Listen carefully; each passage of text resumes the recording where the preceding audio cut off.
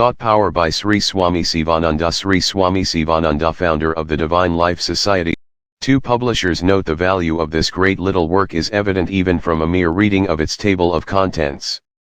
It is a book of perennial interest and many-sided usefulness for self-culture, self-knowledge, acquisition of the power of personality and success in life. It is a work that edifies, imparts illumination to the intelligence, and empowers human will for good and for achievement of greatness. Students, grown-up persons, doctors, lawyers, businessmen, seekers after truth and lovers of God all are bound to find in the pages of this publication plenty of specific guidance for thought culture and thought power and for living a positive, dynamic, rich, triumphant, and joyous life. The Divine Life Society. 3. Preface. This instructive book carries in itself a life-transforming value. None who reads it, with the needed interest and attention, will ever feel inclined to remain unchanged in personal nature and untransformed in conduct and character. A good deal of careful judgment and confidence would assist us in asserting that no one who reads this work, will fail to resist the readiness to make of his own will a power that alters and exalts his own life and destiny. The work is fraught with implicit guidance for turning our personalities into forces of compelling influence and charm, and for rendering our lives into so many grand stories of the epic unfoldment of the divine truth we enshrine, the divine light we bear, and the divine perfection we hold in our inner being. This, then, is a simple, straightforward, inspiring book that holds out many methods for the culture and nurture of thought power. It is also a work that presents us with many useful suggestions which enable us to reach a region beyond the terrain of thought and its power, a realm of transcendental experience and God consciousness. Helped by his own illimitable love for all humanity, and dictated by the logic of his untiring energies for the service of every man, Sivananda has made himself extremely useful to all kinds of people, to men in all walks of life, and has written books on a rich diversity of themes in his own illuminating and spiritual way. Embodying in himself the very spirit of the whole of Indian spiritual culture, Sivananda has poured out on mankind hundreds of gifts of the books that enshrine wisdom of life. The present work will commend itself, and will yield many rewards, to both the lay public and the community of spiritual individuals. It will be found very valuable more particularly by persons who, while not believing in any religion, not given over to love any God, not subscribing to any article of faith, are yet eager to live a life of power, purity, peace, prosperity, progress, happiness, and fulfillment, right in the environs of their workaday world. Sivananda has attempted implicitly to present in this work, a dynamic knowledge of thought power at these 3 distinct fields. 1. The field of higher applied psychology. Here Sivananda speaks of thoughts as forces that chisel countenance, fashion character, change destiny, and make of life an all-round success. 2. The field of a full-fledged parapsychology. This field is covered by those widely scattered passages and chapters in this work, which throw illumination on the fact that human mind is the seat and center of a number of supernormal powers and factors. Sivananda urges the readers to tap these powers, and to make operative in their own outer life, the various higher faculties they command. 3. The field of transcendental realization. Wherever Sivananda prescribes a method for, or speaks of thought transcendence, he is attempting to lead us into the domains of divine realization in which thought ceases to be thought, and blazes into infinite consciousness. 4. This work, then, represents Sivananda to the readers, in a way, as a practical psychologist, a physicist and chemist in the world of the phenomena of thought, a parapsychologist, a yogi, and thus helps them build their future, gain their success in life, and acquire the power to manipulate thought and wrest from it the extraordinary powers it holds. The book will also help them to attain refinement and culture by thought discipline, use their capacity for releasing wholesome, constructive, and inspiring thought vibrations, obtained by accomplishing something great and grand, peace, happiness, and gain God realization, which is the meaning, aim, and ultimate destiny of all human life on earth. V. Contents. Publishers note: Power. Chapter 1. Thought power. Its physics and its philosophy. Thought excels light in speed while light travels at the rate of 1,86,000 miles per second. Thoughts virtually travel in no time. Thought is finer than ether, the medium of electricity. In broadcasting, a singer sings beautiful songs at Calcutta. You can hear them nicely through the radio set in your own house at Delhi. All messages are received through the wireless. Even so, your mind is like a wireless machine. A saint with peace, poise, harmony, and spiritual waves sends out into the world thoughts of harmony and peace.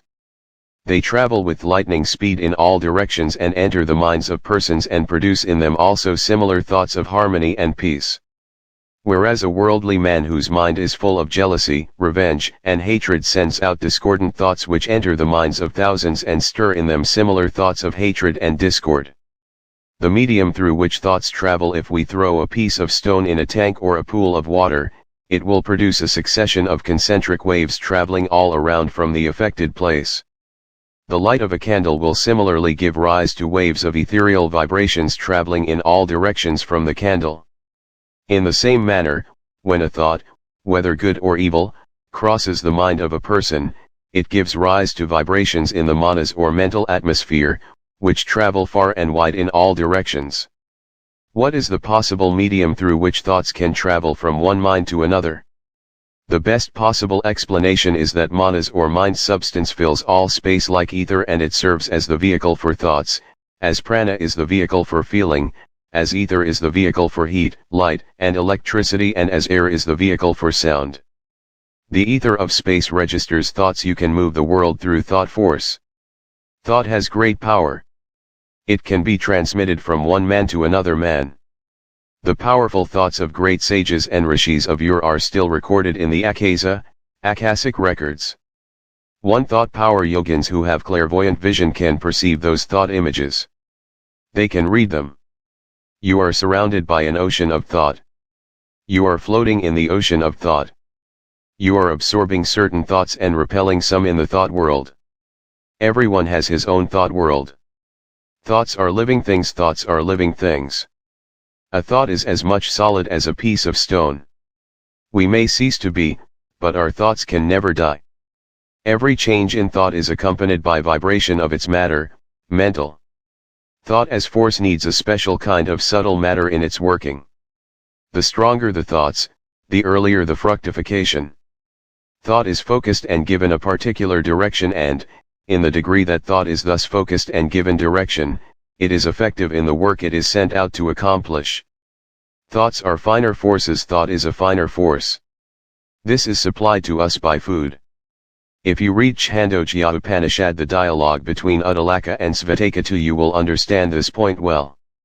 If the food is pure, thought also becomes pure. He who has pure thoughts speaks very powerfully and produces deep impression on the minds of the hearers by his speech.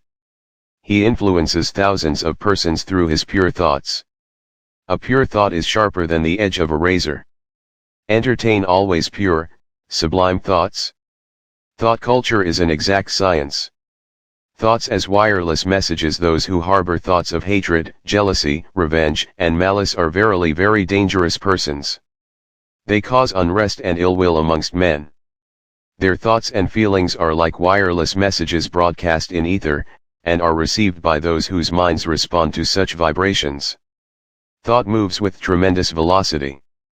Those who entertain sublime and pious thoughts help others, who are in their vicinity and at a distance also. 2. Thought power. Thoughts are tremendous powers. Thought has got tremendous power. Thought can heal diseases. Thoughts can transform the mentality of persons. Thought can do anything. It can work wonders. The velocity of thought is unimaginable. Thought is a dynamic force. It is caused by the vibrations of psychic prana or sukshma prana on the mental substance. It is a force like gravitation, cohesion or repulsion. Thought travels or moves. Thought waves and thought transference. What is this world, after all? It is nothing but the materialization of the thought forms of Hiranyagarbha or God. You have got waves of heat and light and electricity in science. There are also thought waves in yoga. Thought has tremendous power. Everybody is experiencing the power of thought unconsciously to a greater or lesser degree. Great yogins like Jnanadev, Bhartrihari, and Patanjali used to send and receive messages to and from distant persons through mind telepathy, mental radio, and thought transference. Telepathy was the first wireless telegraph and telephone service ever known to the world. Just as you take physical exercises, play games such as tennis and cricket in order to maintain physical health, you will have to maintain mental health by radiating the right thought waves, by taking sattvic food, mental recreation of an innocent and harmless nature, change of mood, relaxation of mind by entertaining good, ennobling and sublime thoughts, and by cultivating the habit of cheerfulness. Marvels of thought vibrations. Every thought that you send out is a vibration which never perishes. It goes on vibrating every particle of the universe, and if your thoughts are noble, holy, and forcible, they set in vibration every sympathetic mind. Unconsciously, all people who are like you take the thought you have projected, and in accordance with the capacity that they have, they send out similar thoughts. The result is that, without your knowledge of the consequences of your own work, you will be setting in motion great forces which will work together and put down the lowly and mean thoughts generated by the selfish and the wicked. Diversity of thought vibrations. Every man has his own mental world, his own mode of thinking, his own ways of understanding things, and his own ways of acting. 3. Thought power. Just as the face and voice of every man differ from those of another man, the mode of thinking and understanding also differs. That is the reason why misunderstanding easily occurs between friends. One is not able to understand rightly the views of another. Hence friction, rupture, and quarrel occur within a minute, even amongst fast friends. The friendship does not last long. One should be in tune with the mental vibrations or thought vibrations of another. Then only can one easily understand another. Lustful thoughts, thoughts of hatred, jealousy, and selfishness produce distorted images in the mind and cause clouding of understanding, perversion of intellect, loss of memory, and confusion in the mind. Conservation of thought energy. In physics you have the term power of orientation. Though the mass of energy is there, the current will not flow. It must be connected to the magnet, and then the electric current will flow through the power of orientation. Even so, the mental energy which is dissipated and misdirected in various worthless worldly thoughts should be well directed in proper spiritual channels. Do not store in your brain useless information. Learn to unmind the mind. Unlearn whatever has been of no use to you. Then only can you fill your mind with divine thoughts. You will gain new mental strength as the dissipated mental rays are collected now. The cell theory and the thoughts. A cell is a mass of protoplasm with a nucleus. It is endowed with intelligence. Some cells secrete, while some cells excrete. The cells of the testes secrete semen, the cells of the kidneys excrete urine. Some cells act the part of a soldier. They defend the body from the inroads or attacks of foreign poisonous matter and germs. They digest and throw them out. Some cells carry food materials to the tissues and organs. The cells perform their work without your conscious volition. Their activities are controlled by the sympathetic nervous system. They are in direct communion with the mind in the brain. Every impulse of the mind, every thought, is conveyed to the cells. They are greatly influenced by the varying conditions or states of the mind. If there are confusion, depression, and other negative emotions and thoughts in the mind, they are telegraphically transmitted through the nerves to every cell in the body. The soldier cells become panic-stricken. They are weakened. They are not able to perform their function properly. They become inefficient. 4. Thought power. Some people are extremely body conscious, and possess no idea of the self. They live irregular, indisciplined lives and fill their stomachs with sweets, pastries, and so on. There is no rest for the digestive and the eliminating organs. They suffer from physical weakness and diseases. The atoms, molecules, and cells in their bodies produce discordant or inharmonious vibrations. They have no hope, confidence, faith, serenity, and cheerfulness. They are unhappy. The life force is not operating properly. Their vitality is at a low ebb. Their mind is filled with fear, despair, worry, and anxiety. Primal thought and modern science thought is the greatest force on earth. Thought is the most powerful weapon in the armor of a yogi. Constructive thought transforms, renews, and builds. The far-reaching possibilities of this force were most accurately developed to perfection by the ancients and put to the highest possible use. 4. Thought is the primal force at the origin and back of all creation. The genesis of the entire phenomenal creation is given as a single thought that arose in the cosmic mind.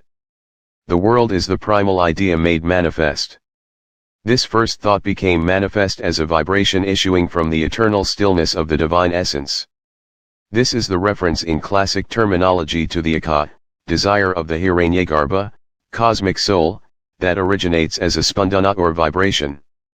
This vibration is nothing like the rapid oscillation to and fro of physical particles, but is something infinitely subtle, so subtle as to be even inconceivable to the normal mind. But this has made it clear that all forces are ultimately resolvable into a state of pure vibration. Modern science also has newly arrived at this conclusion after its prolonged researches in external physical nature. Radium and the rare yogi radium is a rare commodity. Yogins who have controlled their thoughts are also very rare in this world, like radium. Just as sweet perfume continuously emanates from an incense stick, so also divine perfume and divine effulgence, magnetic, Brahmic aura, radiate from a yogi who has controlled his thoughts and who is constantly dwelling on Brahman or the infinite. The effulgence and perfume of his face is Brahmavarkas. When you hold in your hand a bouquet made of jasmine, rose and champaka flowers, the sweet perfume pervades the whole hall and tickles all alike. 5. Thought power. Even so, the perfume or fame and reputation, yasas and kirti, of a yogi who has controlled his thoughts spreads far and wide. He becomes a cosmic force. Thought, its weight, size, and shape. Every thought has got weight, shape, size, form, color, quality and power. A yogi can see all these thoughts directly with his inner yogic eye. Thoughts are like things. Just as you hand over an orange to your friend and take it back, so also you can give a useful, powerful thought to your friend and also take it back. Thought is a great force, it moves, it creates. You can work wonders with the power of thought. You must know the right technique of handling and manipulating a thought. Thought, its form, its name, and color. Suppose your mind is rendered perfectly calm, entirely without thoughts. Nevertheless, as soon as thought begins to rise, it will immediately take name and form. Every thought has a certain name and a certain form. Thus you find that every idea that man has or can have, must be connected with a certain word as its counterpart. Form is the grosser and name the finer state of a single manifesting power called thought. But these three are one. Wherever there is one, the other two also are there. Wherever name is, there are form and thought. A spiritual thought has yellow color. A thought charged with anger and hatred is of a dark red color, a selfish thought has a brown color, and so on. Thought, its power, workings and uses. Thought is a vital, living dynamic power, the most vital, subtle, and irresistible force existing in the universe. Through the instrumentality of thought you acquire creative power. Thought passes from one man to another. It influences people. A man of powerful thought can influence readily people of weak thoughts. There are nowadays numerous books on thought culture, thought power, thought dynamics. A study of them will give you a comprehensive understanding of thought, its power, its workings, and usefulness. 6. Thought power. We live in a boundless world of thoughts. Thought alone is the whole world, the great pains, the old age, death, and the great sin, earth, water, fire, air, ether. Thought binds a man. He who has controlled his thoughts, is a veritable god on this earth. You live in a world of thoughts. First is thought. Then there is the expression of that thought through the organ of speech. Thought and language are intimately connected. Thoughts of anger, bitterness, and malice injure others. If the mind, which is the cause of all thoughts, vanishes, the external objects will disappear. Thoughts are things. Sound, touch, form, taste and odor, the five sheaths, the waking, the dreaming and deep sleep states, all these are the products of mind. Sankalpa, passion, anger, bondage, time know them to be the result of mind. Mind is the king of the indriyas or senses. Thought is the root of all mental process. The thoughts that we perceive all round us are only the mind in form or substance. Thought creates, thought destroys. Bitterness and sweetness do not lie in the objects, but they are in the mind, in the subject, in thinking. They are created by thought. Through the play of the mind or thought upon objects, proximity appears to be a great distance and vice versa. All objects in this world are unconnected, they are connected and associated together only by thought, by the imagination of your mind. It is the mind that gives color, shape, qualities to the objects. Mind assumes the shape of any object it intensely thinks upon. Friend and enemy, virtue and vice are in the mind only. Every man creates a world of good and evil, pleasure and pain, out of his own imagination only. Good and evil, pleasure and pain do not proceed from objects. These belong to the attitude of your mind. There is nothing good nor pleasant in this world. Your imagination makes it so.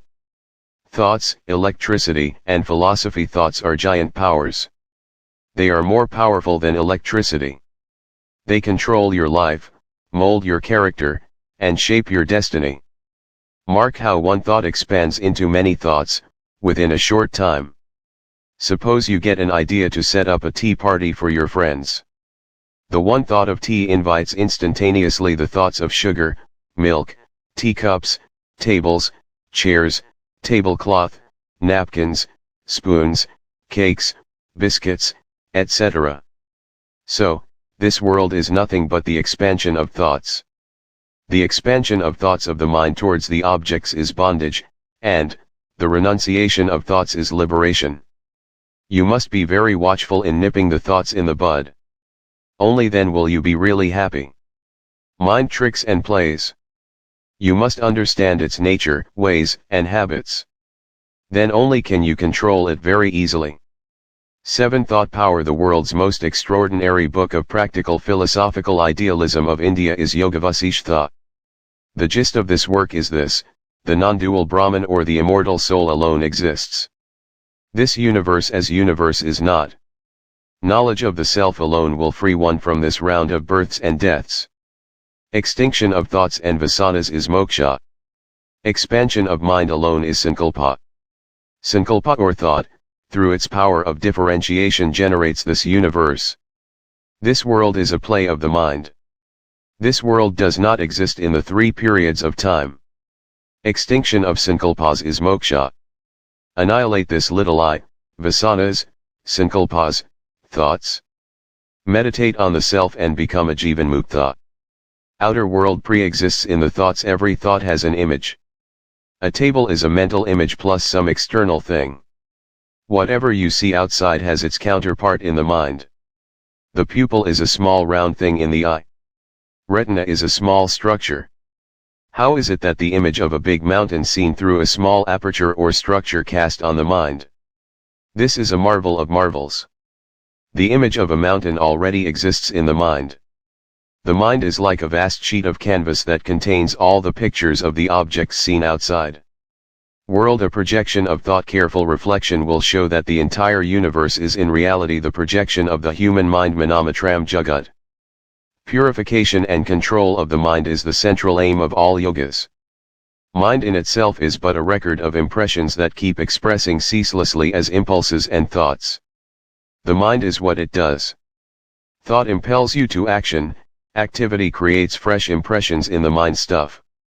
Yoga strikes at the very root of this vicious circle by a method of effectively inhibiting the functions of the mind. Yoga checks, controls, and stops the root function of the mind, i.e., thought.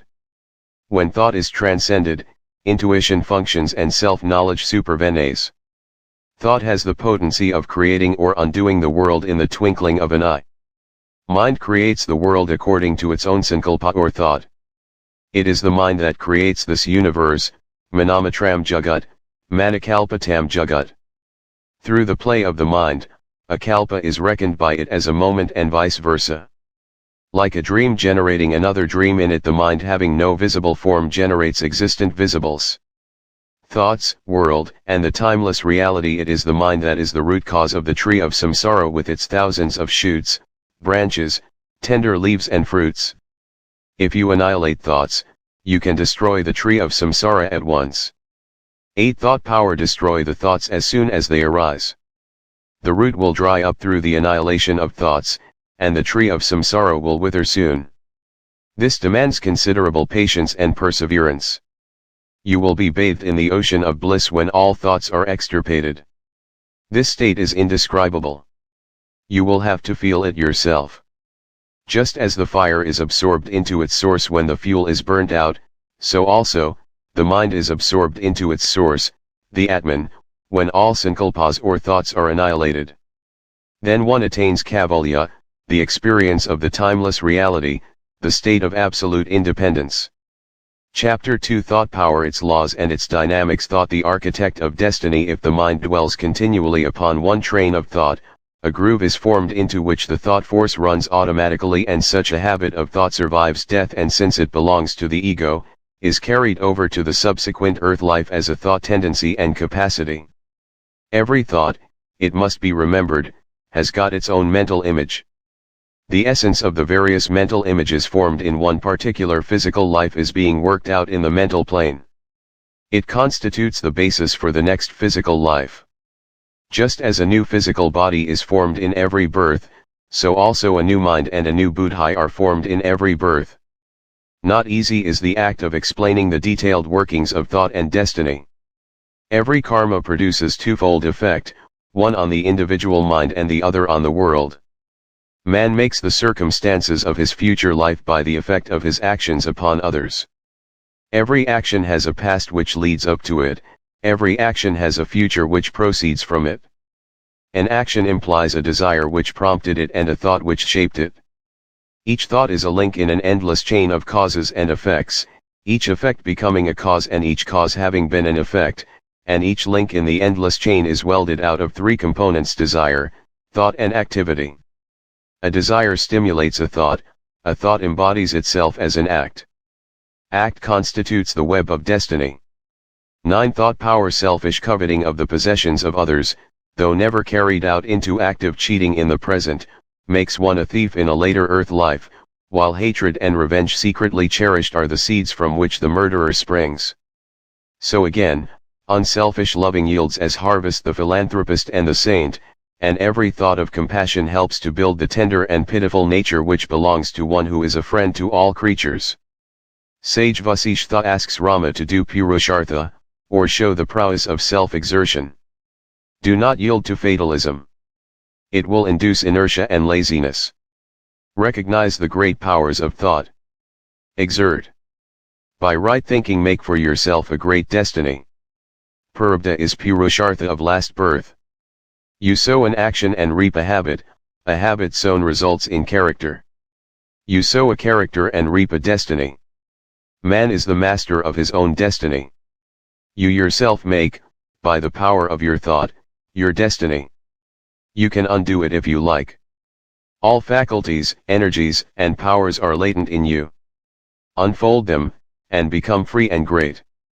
Thoughts chisel your countenance. Your face is like a gramophone record or plate. Whatever you think is at once written on your face. Every vicious thought serves as a chisel or needle to write down the thoughts on your countenance. Your faces are covered with the scars and wounds which are made by the vicious thoughts of hatred, anger, lust, jealousy, revenge, etc. From the nature of the scar on your face, we can at once read your state of mind. We can at once diagnose the disease of your mind. He who thinks that he can hide his thoughts is a dunce of the first water. His position is like that of the ostrich which, when chased by the hunters, hides its head underneath the sand and imagines that it cannot be seen by anyone. Face is the index of the mind. Face is the mold of the mind. Every thought cuts a groove in the face. A divine thought brightens the face. An evil thought darkens the face. Continued divine thoughts increase the aura or halo. Continued evil thoughts increase the depth of dark impressions, just as the continued striking of a vessel against the edge of a well while drawing water makes deeper and deeper hollow on the vessel.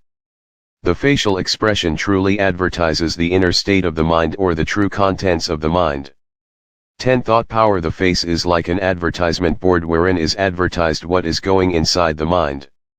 Your thoughts, sentiments, modes, and emotions produce their strong impressions on the face. In your face, you can hardly hide your thoughts. You may wrongly think that you have kept up your thoughts in secret. The thoughts of lust, greed, jealousy, anger, revenge, hatred, etc., at once produce their deep impressions on your face. The face is a faithful recorder and a sensitive registering apparatus to register and record all the thoughts that are in your mind. The face is a polished mirror to indicate the nature of the mind and its contents at a particular time. Thoughts feature the physical expressions. Mind is the subtle form of this physical body. The physical body is the outward manifestation of the thoughts. So when the mind is wrought, the body is wrought too. As a man of rough appearance generally cannot invoke love and mercy of others, so a rough-minded man cannot invoke love and mercy of anybody. Mind very conspicuously reflects on the face its various states which a man of intelligence can very easily read. The body follows the mind. If the mind thinks of falling from a height, the body prepares itself immediately and shows external signs. Fear, anxiety, grief, cheerfulness, hilarity, anger, all produce their various impressions on the face. Your eyes betray your thoughts. The eyes, which represent the windows of the soul, bespeak of the condition and state of the mind. There is a telegraphic instrument in the eyes to transmit the messages or thoughts of treachery, depression, gloom, hatred, cheerfulness, peace, harmony, health, power, strength, and beauty. If you have the faculty to read the eyes of others, you can read the mind at once. You can read the uppermost thought or dominant thought of a man if you are careful to mark the signs in his face, conversation, and behavior. It needs a little pluck, acumen, training, intelligence, and experience. 11 Thought power. Negative thoughts poison life. Thoughts of worry and thoughts of fear are fearful forces within us. They poison the very sources of life and destroy the harmony, the running efficiency, the vitality, and vigor. While the opposite thoughts of cheerfulness, joy, and courage, heal, soothe, instead of irritating, and immensely augment efficiency and multiply the mental powers. Be always cheerful. Smile. Laugh. Psychophysical imbalances. Thought exerts its influence over the body. Grief in the mind weakens the body. Body influences the mind also in its turn. A healthy body makes the mind healthy. If the body is sick, the mind also becomes sick. If the body is strong and healthy, the mind also becomes healthy and strong. Violent fits of hot temper do serious damage to the brain cells, throw poisonous chemical products into the blood, produce general shock and depression, and suppress the secretion of gastric juice, bile, and other digestive juices in the alimentary canal, drain away your energy, vitality, induce premature old age and shorten life. When you are angry, the mind becomes disturbed. Similarly, when the mind is disturbed, the body also becomes disturbed. The whole nervous system is agitated. You become enervated. Control anger by love. Anger is a powerful energy that is uncontrollable by practical Vyavaharic buddhi, but controllable by pure reason, Sattvic buddhi, or Vivekavishara. The creative powers of thought. Thought creates the world. Thought brings things into existence. Thoughts develop the desires and excite the passions. So, the contrary thoughts of killing the desires and passions will counteract the former idea of satisfying the desires. So when a person is impressed with this, a contrary thought will help him to destroy his desires and passions. Think of a person as a good friend of yours, and there the thing is created as a reality. Think of him as your foe, then also the mind perfects the thought into an actuality. He who knows the workings of the mind and has controlled it by practice is really happy. Similar thoughts attract each other in the thought world also. The great law like attracts like, operates. People of similar thoughts are attracted towards each other. That is the reason why the maxims run as follows: birds of the same feather flock together, a man is known by the company he keeps. A doctor is drawn towards a doctor. A poet has attraction for another poet. A songster loves another songster. A philosopher likes another philosopher. A vagabond likes a vagabond. The mind has got a drawing power, 12 thought power. You are continually attracting towards you, from both the seen and the unseen sides of life, forces, thoughts, influences, and conditions most akin to those of your own thoughts and lines. In the realm of thought, people of similar thoughts are attracted to one another. This universal law is continually operating whether we are conscious of it or not. Carry any kind of thought you please about with you, and so long as you retain it, no matter how you roam over the land or sea, you will unceasingly attract to yourself, knowingly or inadvertently, exactly and only what corresponds to your own dominant quality of thought. Thoughts are your private property, and you can regulate them to suit your taste entirely by steadily recognizing your ability to do so. You have entirely in your own hands to determine the order of thought you entertain, and consequently the order of influence you attract, and are not mere willowy creatures of circumstances, unless indeed you choose to be. Spanish flu and the contagion of thoughts. Mental actions are real actions. Thought is the real action, it is a dynamic force. It may be remembered, thought is very contagious, nay, more contagious than the Spanish flu. A sympathetic thought in you raises a sympathetic thought in others with whom you come in contact. A thought of anger produces a similar vibration in those who surround an angry man. It leaves the brain of one man and enters the brains of others who live at a long distance and excites them. A cheerful thought in you produces cheerful thoughts in others. You are filled with joy and intense delight when you see a batch of hilarious children playing mirthfully and dancing in joy. A thought of joy in us creates sympathetically a thought of joy in others. So do sublime elevating thoughts. Keep a good and honest man in the company of a thief. He will begin to steal. Keep a sober man in the company of a drunkard. He will begin to drink. Thought is very contagious. The application of a psychological law: keep the heart young. Do not think, I have become old. To think I have become old is a bad habit. Do not entertain this thought. At 60, think I am 16.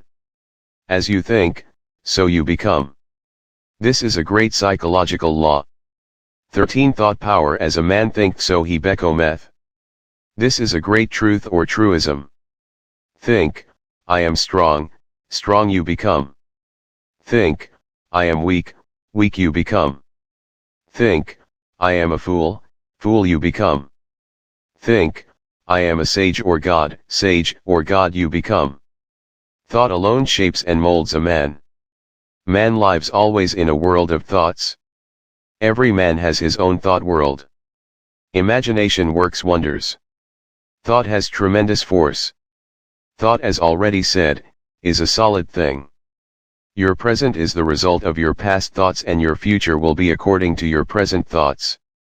If you think rightly, you will speak rightly and act rightly. Speech and action simply follow the thoughts. Understand the laws of thought. Every man should have a comprehensive understanding of the laws of thought and their operations. Then alone can one live in this world smoothly and happily. He can utilize the helping forces to serve his ends in the best possible manner. He can neutralize the hostile forces or antagonistic currents. Just as the fish swims against the current, so also he will be able to go against the hostile currents by adjusting himself properly and safeguarding through suitable precautionary methods. Otherwise he becomes a slave. He is tossed about hither and thither helplessly by various currents. He is drifted like a wooden plank in a river. He is very miserable and unhappy always, although he is wealthy and possesses everything. The captain of a steamer who has mariner's compass, who has knowledge of the sea, the routes and the oceanic currents, can sail smoothly. Otherwise his steamer will be drifted here and there helplessly and wrecked by dashing against some icebergs or rocks. Likewise, a wise sailor in the ocean of this life who has a detailed knowledge of the laws of thought and nature can sail smoothly and reach the goal of his life positively. Understanding the laws of thought, you can mold or shape your character in any way you like. The common saying, as a man thinks so he becometh, is one of the great laws of thought. Think you are pure, pure you will become. Think you are noble, noble you will become. Become an embodiment of good nature. Think good of all. Do always good actions. Serve, love, give. Make others happy. Live to serve others. Then you will reap happiness. You will get favorable circumstances or opportunities and environments. If you hurt others, if you do scandal-mongering, mischief-mongering, backbiting, tale-bearing, if you exploit others, if you acquire the property of others by foul means, if you do any action that can give pain to others, you will reap pain. You will get unfavorable circumstances or opportunities and environments. 14 Thought power. This is the law of thought and nature. Just as you can build your good or bad character by sublime or base thinking, so also you can shape your favorable or unfavorable circumstances by doing good or bad actions. A man of discrimination is always careful, vigilant, and circumspect. He always watches carefully his thoughts. He introspects. He knows what is going on in his mental factory, what vritti or guna is prevailing at a particular time. He never allows any evil thought to enter the gates of his mental factory. He at once nips them in the bud. By his good thinking, by watching the nature of his thoughts, by introspection, by active noble thinking, the man of discrimination builds his noble character, forms his high destiny. He is careful in his speeches. He speaks little. He speaks sweet loving words. He never utters any kind of harsh words that can affect the feelings of others. He develops patience, mercy, and universal love. He tries to speak truth. Thus he puts a check on the vakindriya and the impulses of speech. He uses measured words. He writes measured lines. This produces deeply profound and favorable impression on the minds of the people. He practices ahimsa and brahmacharya in thought, word, and deed. He practices satya and arjava, straightforwardness. He tries to keep up balance of mind and to be always cheerful. He keeps up siddhabhava. He tries these three kinds of tapas, physical, verbal, and mental, and controls his actions. He cannot think any evil. He cannot do any evil action. He prepares himself to get always favorable circumstances.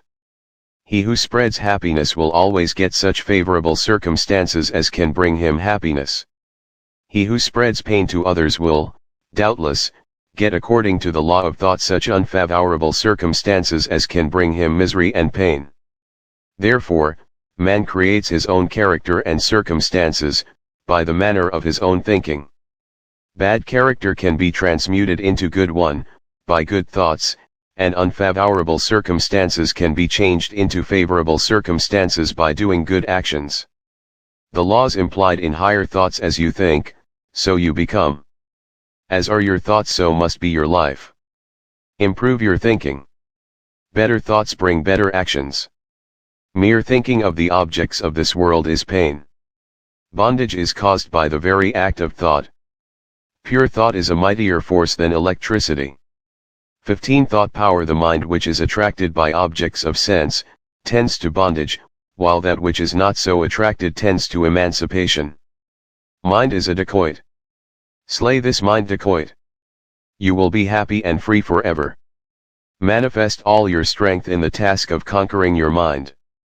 This is true manliness or purushartha. Self-denial is a means to the purification and refinement of mind. Purify and still the thoughts. The layers of ignorance covering knowledge, will not be removed without a calm mind. The subtle part of food forms the mind. Mind is manufactured out of food. The subtle part of food is transformed into mind.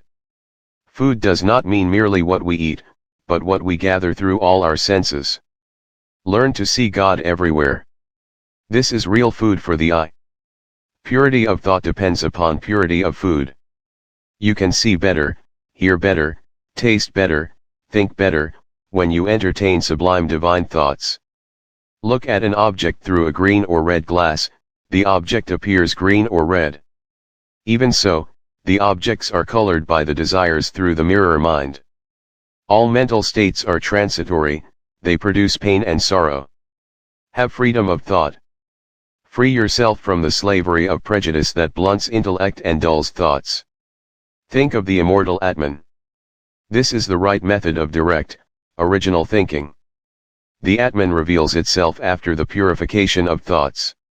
When the mind is serene without any want, without any motive, without any craving or desire or thought, without any compulsion, without hope, then the Supreme Atman shines. There is the experience of bliss. Live the way in which saints live.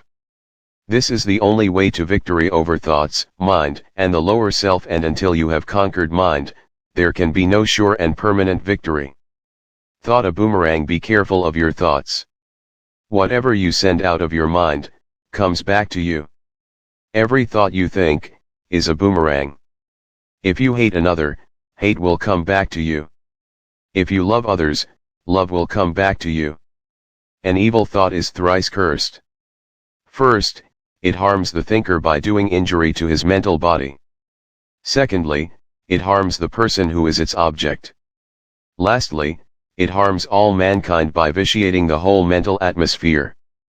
Every evil thought is as a sword drawn on the person to whom it is directed.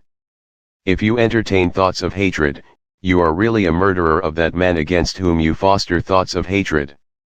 You are your own suicide, because these thoughts rebound upon you only. 16 Thought power. A mind tenanted by evil thoughts acts as a magnet to attract like thoughts from others and thus intensifies the original evil. Evil thoughts thrown into the mental atmosphere poison receptive minds. To dwell on an evil thought gradually deprives it of its repulsiveness and impels the thinker to perform an action which embodies it. Thoughts and the waves of the sea. Thoughts are like the waves of an ocean. They are countless. You may become desperate in the beginning of your attempt to conquer them. Some thoughts will subside while some other thoughts will gush out like a stream. The same old thoughts that were once suppressed may again show their faces after some time. Never become despondent at any stage of practice. You will surely get inner spiritual strength. You are bound to succeed in the end. All the yogins of yore had to encounter the same difficulties that you are experiencing now. The process of destruction of mental modifications is difficult and long. All thoughts cannot be destroyed in a day or two. You should not give up the practice of destroying the thoughts in the middle when you come across some difficulties or stumbling blocks. Your first attempt should be to reduce your wants and desires. Reduce your wants and desires, then, the thoughts will decrease by themselves. Gradually all thoughts will be extirpated. Color and influence of saintly thoughts. The Buddha declared, all that we are is made up of our thoughts. It is our thoughts that cause the round of births. So, we should always strive to purify our thoughts. When we go and sit near a sage, we feel a unique calmness, but if we are in the company of a bad and selfish person, we feel uneasy. It is because the vibrations of peace and calmness emanate from the aura of the sage, whereas from the aura of the selfish person emanate vibrations of evil and selfish thoughts. The second effect of thought is the creation of a definite form. The quality and the nature of a thought determine the color and the clearness of that thought form. A thought form is a living entity and it has a strong tendency to carry out the intention of the thinker. Blue thought forms denote devotion. The thought form of self-renunciation is of the loveliest pale azure with a white light shining through it. Thought forms of selfishness, pride, and anger are of gray-brown, orange and red color, respectively. 17 Thought power. We are always surrounded by these thought forms and our minds are seriously affected by them. Not 1/4 of our thoughts are our own, but are simply picked up from the atmosphere. Mostly they are of evil nature. So we should always utter God's name mentally. It will always protect us from their evil influence. Aura and dynamics of a developed mind, particularly around minds of highly developed thought power, we sense the manifest phenomenon of a powerful aura. The palpable influence of a highly developed mind over a less developed mind needs to be specially marked. It is not possible to provide a description of what it is like to be in the presence of a master, or a developed adept. To sit in his presence, though he hardly speaks a word, is to feel a thrilling sensation and discover the impacts of new inspirations that it wields on our minds. Mind carries aura, mental aura or psychic aura. The Sanskrit term for aura is tejas. It is brilliance or halo that emanates from the phenomenon of mind. In those who have sought the full development of their minds, we find it extremely effulgent. It is capacitated to travel long distances and affect in the most beneficial manner a large number of persons who are privileged to come under its influence. It must be noted that the spiritual aura is far more powerful than either psychic or pranic or mental aura. Dynamics of thoughts and moods. People of gloomy moods attract to themselves gloomy things and gloomy thoughts from others and from the Akashic records in the physical ether. Persons with hope, confidence, and cheerful spirits attract thoughts of similar nature from others. They are always successful in their attempts. People with negative moods of depression, anger, and hatred do positive injury to others. They infect others and raise these destructive vrittis in others. They are culpable. They do great damage in the thought world. People with happy and cheerful moods are a blessing to society. They bring happiness to others. Just as a young, beautiful lady covers her face and does not like to come out to mix with others in society when she has a nasty festering sore on her cheeks or nose, also you should not come in public and mix with your friends and other people when you have a mood of depression, a mood of hatred or jealousy. 4. You will infect others with these moods. You will be a menace to the society. 18. Thought power. Thought dynamics. In universal environs, thought actually leaves the brain and hovers about. When a thought, whether good or evil, leaves the mind of a person, it gives rise to vibrations in the manas or mental atmosphere, which travel far and wide in all directions. It enters the brains of others also. A sage living in a Himalayan cave transmits a powerful thought to a corner of America. He who tries to purify himself in a cave, really purifies the world, helps the world at large. Nobody can prevent his pure thoughts coming out and passing on to those others that really want them. Just as the sun goes on continuously converting into vapor every drop of water that is on the surface of the earth, and just as all the vapor thus rising up gathers together in the form of clouds, all the thoughts that you project from your own lonely corner will mount up and be wafted across space, join similar thoughts projected by those who are like you, and, in the end, all these holy thoughts will come down with tremendous force to subjugate undesirable forces. Chapter 3. Value and uses of thought power. Serve others by thought vibrations. A true monk or sannyasin can do everything through his thought vibrations. A sannyasin or yogi need not become the president of an association or the leader of a social or political movement. It is a foolish and puerile idea. Indians have now imbibed the missionary spirit of the West and cry out that sannyasins should come out and take part in social and political activities.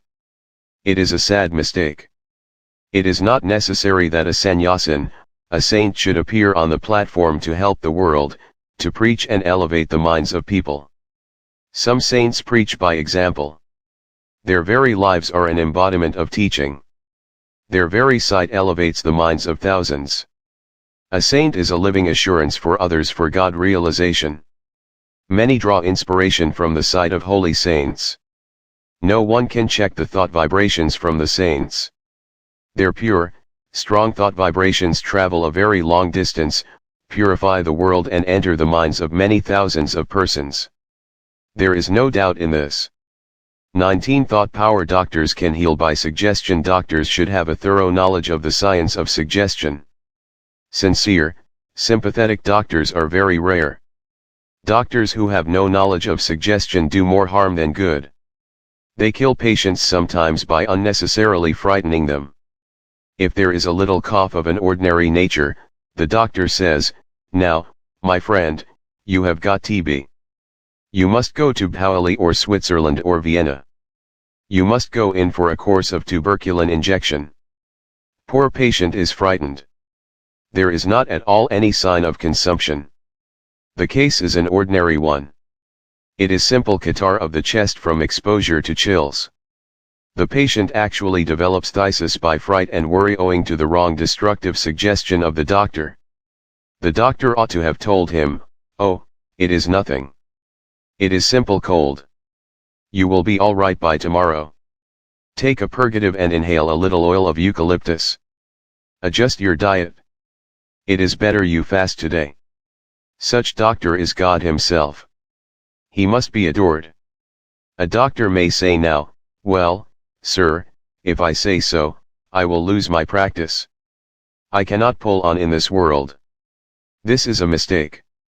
Truth always gains victory. People will run to you as you are sympathetic and kind. You will have a roaring practice.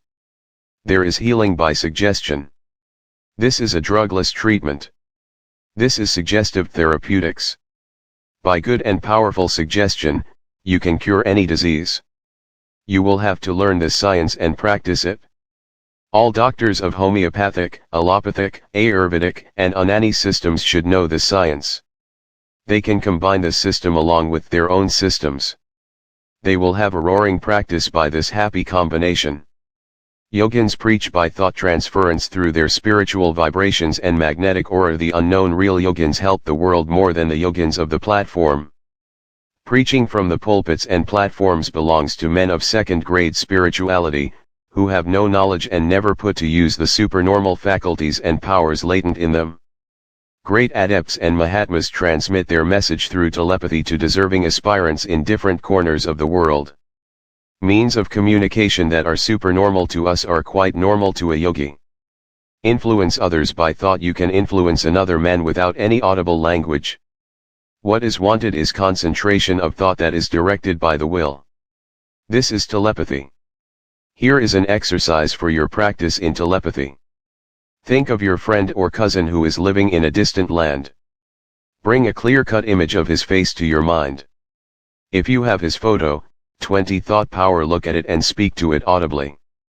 When you retire to bed, think of the picture with intense concentration.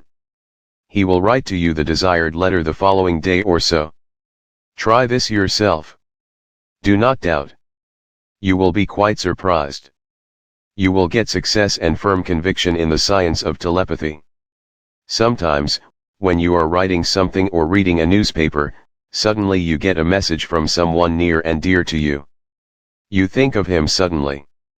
He has sent a message to you. He has thought of you seriously. Thought vibrations travel faster than light or electricity. In such instances, the subconscious mind receives the messages or impressions and transmits the same to the conscious mind. Varied utility of thought power. The science of thought power is very interesting and subtle. This thought world is more real relatively than this physical universe. The power of thought is very great. Every thought of yours has a literal value to you in every possible way. The strength of your body, the strength of your mind, your success in life and the pleasures you give to others by your company all depend on the nature and quality of your thoughts. You must know thought culture, and develop thought power. Powers of thought, their value. If you have a comprehensive understanding of the workings of the thought vibrations, if you know the technique of controlling the thoughts, if you know the method of transmitting beneficial thoughts to others at a distance by forming clear-cut, well-defined, powerful thought waves, you can use this thought power 1,000-fold more effectively. Thought works wonders. A wrong thought binds. A right thought liberates. Therefore, think rightly and attain freedom. Unfold the occult powers hidden within you by understanding and realizing the powers of the mind. Close your eyes. Slowly concentrate. You can see distant objects, hear distant sounds, send messages to any part not only of this world, but of the other planets as well, heal persons thousands of miles off from you and move about to distant places in no time. Believe in the powers of the mind. Interest, attention, will, faith and concentration will bring the desired fruit. Remember that mind is born of the Atman through his Maya or illusory power. Thoughts accomplish many a mission. You can aid a friend in trouble by transmitting to him thoughts of comfort, right from the place where you are. You can help a friend in search of truth by thoughts, clear and definite of the truths you know. 21 Thought power. You can send into the mental atmosphere thoughts which will raise, purify and inspire all who are sensible to them. If you send out a loving, helpful thought to another man, it leaves your brain, goes directly to that man, raises a similar thought of love in his mind and returns back to you with redoubled force. If you send out a thought of hatred to another man, it hurts that man and hurts you also by turning back to you with redoubled force. Therefore, understand the laws of thought, raise only thoughts of mercy, love, and kindness from your mind and be happy always. When you send out a useful thought to help others, it must have a definite, positive purpose and aim. Then only it will bring out the desired effect. Then only that thought will accomplish a definite work. Power of thoughts that prompt gain a clear understanding of suggestions and their effects upon the mind. You should be careful in the use of suggestions. Never give wrong suggestion which will have destructive results to anybody. You will be doing a great harm and a disservice to him. Think well before you speak. Teachers and professors should have a thorough knowledge of the science of suggestion and auto-suggestion. They can educate and elevate students in an efficient manner. In southern India, when children cry out in houses, parents frighten them by saying, "Look here, Balu. Irandukanan, the two-eyed man, has come. Keep quiet, or I will hand you over to this man. Pukandi, or ghost, has come," and suggestions of this sort are very destructive. The child becomes timid. The minds of children are elastic, tender, and pliable. Samskaras are indelibly impressed at this age. Changing or obliterating the samskaras becomes impossible when they grow. When the child grows into a man, he manifests timidity. Parents should infuse courage into the minds of their children. They should say, "Here is a lion. See the lion in this picture. Roar like a lion. Be courageous. See the picture of Shivaji, Arjuna, or Clive. Become chivalrous." In the West, teachers show the pictures of battlefields to children and say, "Look here, James. See this picture of Napoleon. Look at his chivalry. Won't you like to become a commander-in-chief of the army or a brigadier general?" They infuse courage into the minds of children from their very childhood. When they grow, these samskaras get strengthened by additional external stimuli. 22 Thought power. Practice thought transference. Practice telepathy in the beginning from a short distance. It is better to practice at night, to start with. Ask your friend to have the receptive attitude and concentration at 10 o'clock. Ask him to sit on Vajrasana or Padmasana with closed eyes in a dark room. Try to send your message exactly at the appointed time. Concentrate on the thoughts that you want to send. Will strongly now. The thoughts will leave your brain and enter the brain of your friend. There may be some mistakes in the beginning here and there. When you advance in practice and know the technique well, you will always be correct in sending and receiving messages. Later on, you will be able to forward messages to different corners of the world. Thought waves vary in intensity and force. The sender and receiver should practice great and intense concentration. Then there will be force in sending the messages, clarity and accuracy in receiving the messages. Practice in the beginning telepathy from one room to the next room in the same house. This science is very pleasant and interesting. It needs patient practice. Brahmacharya is very essential. Parapsychology and subconscious thoughts. Even as the sacred Ganga takes its origin in Gangotri, Himalayas, and runs perennially towards Gangasagar, the thought currents take their origin from the bed of samskaras, impressions, in the inner layers of the mind, wherein are embedded the vasanas or latent subtle desires, and flow incessantly towards the objects both in waking state and in dreaming state. Even a railway engine is sent to the engine shed for rest, when its wheels become overhot, but this mysterious engine of mind goes on thinking without a moment's rest. Practice of telepathy, thought reading, hypnotism, mesmerism and psychic healing clearly proves that the mind exists and that a higher mind can influence and subjugate the lower mind. From the automatic writing and the experiences of a hypnotized person, we can clearly infer the existence of the subconscious mind which operates throughout the 24 hours. Through spiritual sadhana, change the subconscious thoughts and mind and become a new being. Power of vigorous, divine thoughts. Thought is life. What you think, that you are. Your thought creates your environment. Your thoughts constitute your world. 23 Thought power. If you entertain healthy thoughts, you can keep good health. If you hold on to sickly thoughts in the mind, thoughts of diseased tissues, thoughts of weak nerves, thoughts of improper functioning of organs, of viscera, you can never expect good health, beauty, and harmony. Remember that body is a product of the mind and is under the control of mind. If you hold on to vigorous thoughts, your body, too, will be vigorous.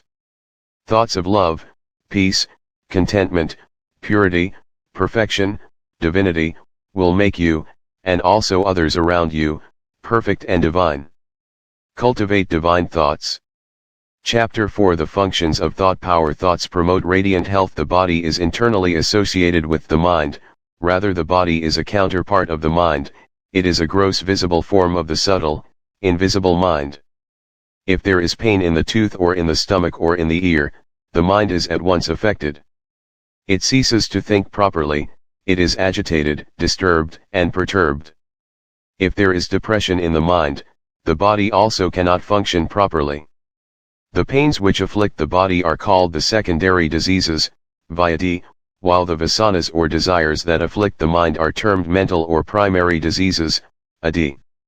Mental health is more important than physical health. If the mind is healthy, the body will necessarily be healthy. If the mind is pure, if your thoughts are pure, you will be free from all diseases primary and secondary. Mens sana in corpore sano, a sound mind in a sound body. Thoughts develop personality. A sublime thought elevates the mind and expands the heart, a base thought excites the mind and renders the feelings morbid and dark. Those who have even a little control over their thoughts and speech will have a calm, serene, beautiful, charming face, a sweet voice, and their eyes will turn brilliant and lustrous. Thoughts affect the body. Every thought or emotion or word produces a strong vibration in every cell of the body and leaves a strong impression there. 24 Thought power. If you know the method of raising an opposite thought, then you can lead a happy harmonious life of peace and power. Thought of love will at once neutralize a thought of hatred. A thought of courage will immediately serve as a powerful antidote against a thought of fear. Thought power changes destiny. Man sows a thought and reaps an action. He sows an action and reaps a habit. He sows a habit and reaps a character. He sows a character and reaps a destiny. Man has made his own destiny by his own thinking and acting. He can change his destiny. He is the master of his own destiny. There is no doubt of this. By right thinking and strong exertion, he can become the master of his destiny. Some ignorant people say, karma does everything. It is all destiny. If I am destined by my karma to be like this or that, why then should I exert? It is my destiny only. This is fatalism. This will bring inertia, stagnation, and misery. This is perfect misunderstanding of the laws of karma. This is a fallacious argument. An intelligent man will certainly not put such a question. You have made your own destiny from within by your thoughts and actions. You have a free will to choose now. You have got Svatantrata in action. A rogue is not an eternal rogue for all times. Put him in the company of a saint. He will change in no time. He will think and act now in a different way and will change his destiny. He will become saintly in character. Dacoit Ratnakar was changed into sage Valmiki. Jagai and Madai were transformed. They were rogues of the first waters. You can become a yogi or a Jainani. You can make your destiny. You can make your karma in any way you like. Use the power of thought. Think rightly, think nobly. You will have only to think, and to act. By right thinking, by right desiring, by right acting, you can become a sage, a millionaire. You can attain the position of Indra or Brahma by good thought and action, by good karma.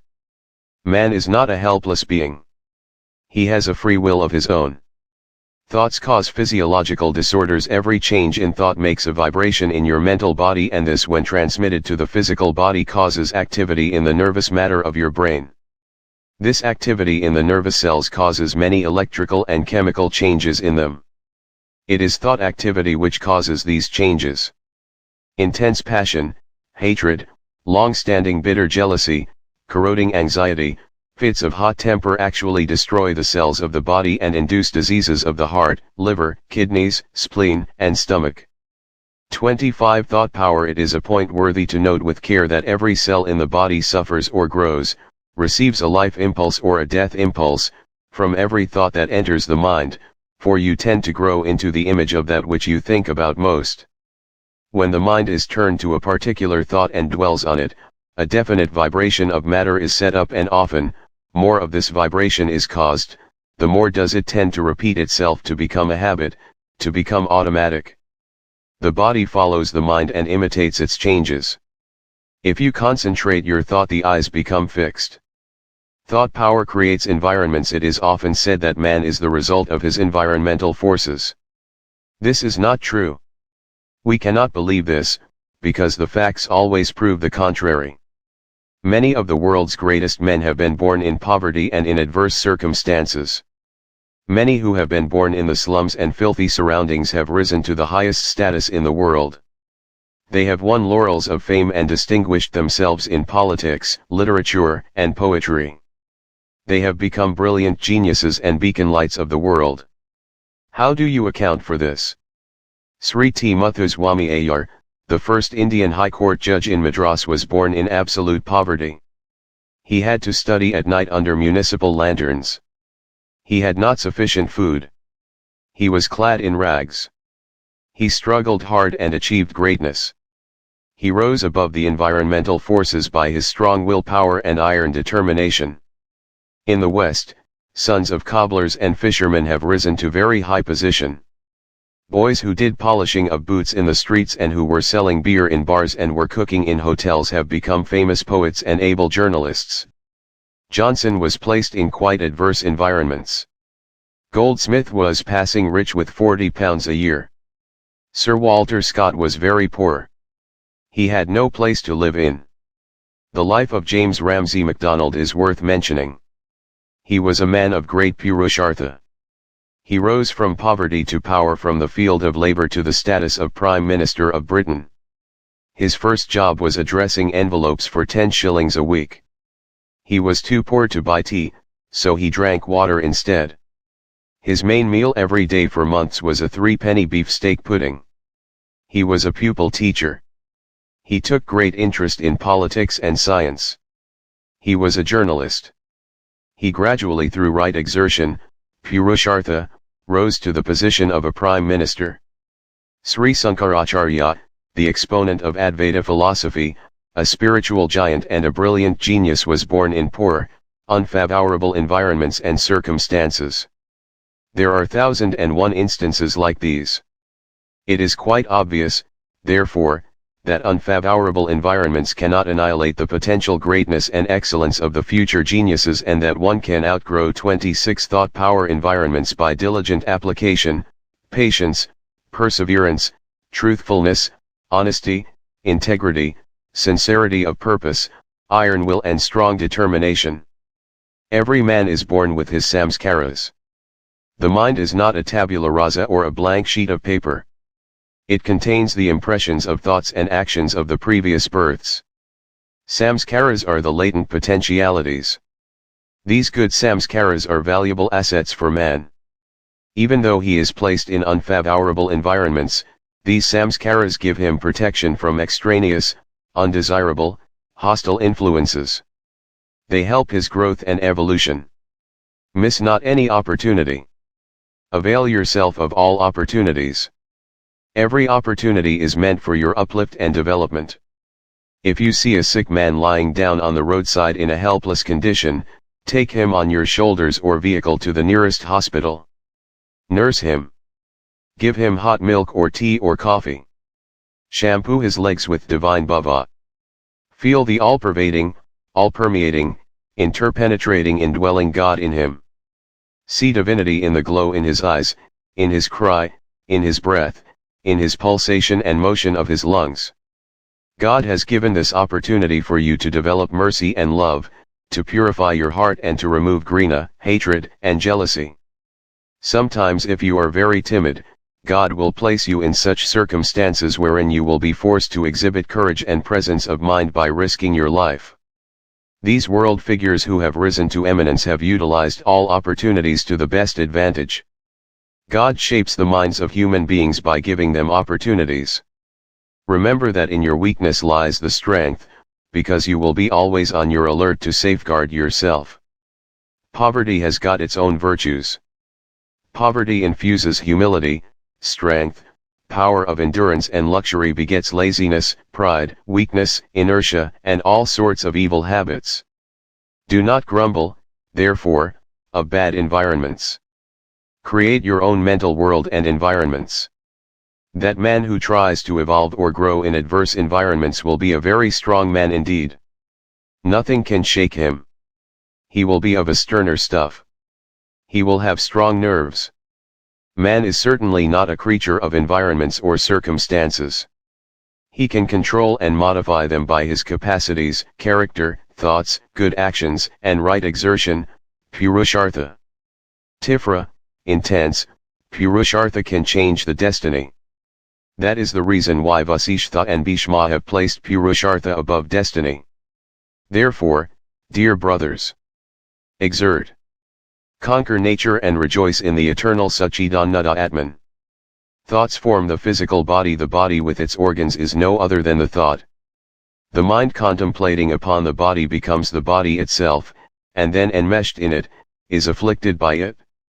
27 Thought power. This physical body is the mold, as it were, made by the mind for its own enjoyment, for its outpouring of energy, and thereby gaining different experiences of this world through the 5 avenues or channels of knowledge, the 5 Jnana Indriyas, organs of knowledge or perception.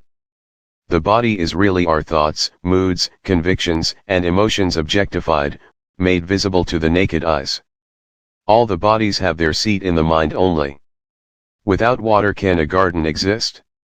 It is the mind which transacts all business and is the highest of bodies. Should this gross body be dissolved, the mind will assume fresh bodies to its liking very quickly. Should the mind be paralyzed, then the body will not evince our intelligence. With the majority of mankind, the thought is greatly under the control of the body. Their minds being very little developed, they live in Annamaya Kosa, mostly. Develop the Vijnanamaya Kosa, and through Vijnanamaya Kosa, Buddhi, control the Manomaya Kosa, mind. The erroneous thought that you are the body is the root of all evils. Through wrong thinking you identify yourself with the body. Dehadhyasa arises. You are attached to the body. This is Abhimana. Then Mamta, mine-ness, arises. You identify yourself with your wife, children, house, etc. It is identification or attachment that brings about bondage, misery, and pain. Chapter 5 The Development of Thought Power. Acquisition of thought power by moral purity. A man who speaks the truth and has moral purity has always powerful thoughts. One who has controlled anger by long practice has tremendous thought power. If a yogi whose thought is very powerful speaks one word, it will produce tremendous impression on the minds of others. Virtues like truthfulness, earnestness, and industry are the best sources of mental power. Purity leads to wisdom and immortality.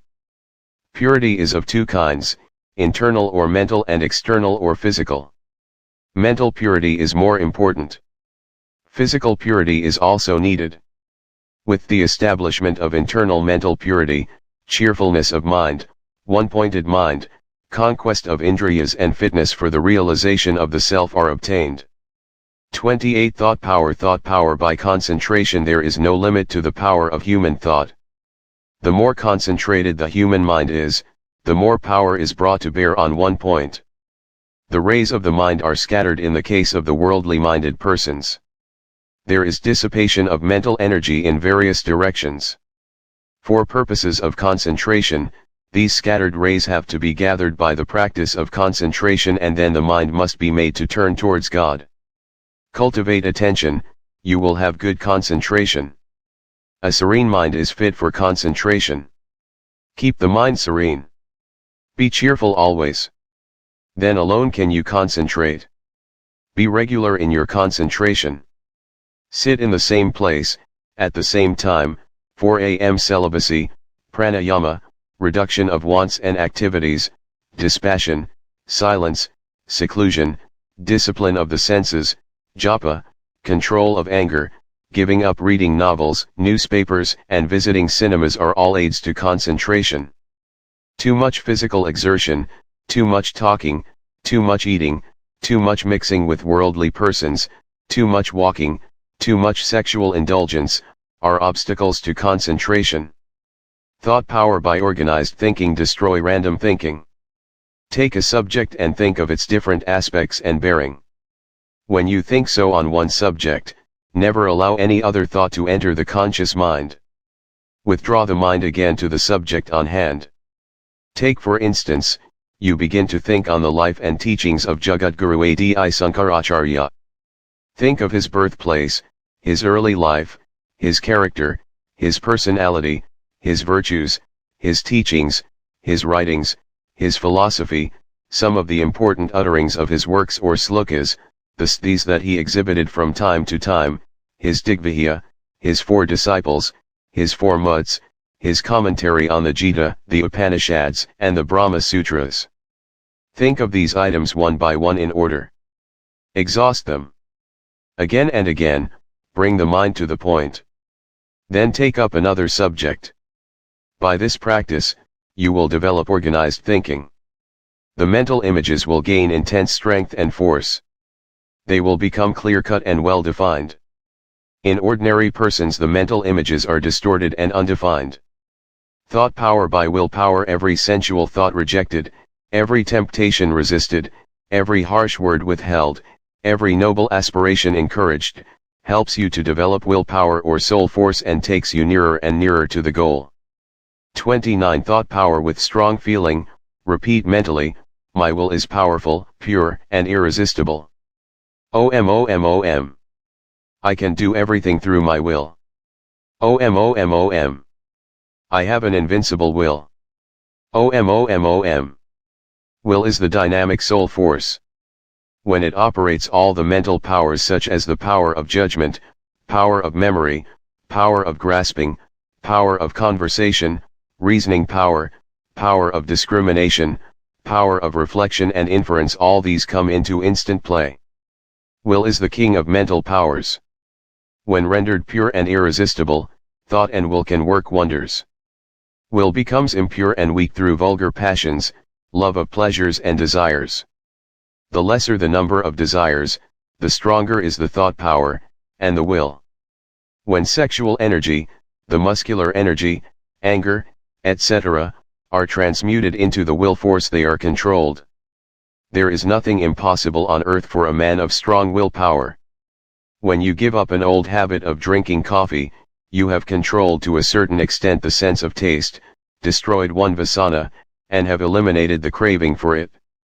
As there is freedom from the efforts to procure coffee and also from the habit of taking it, you will gain some peace.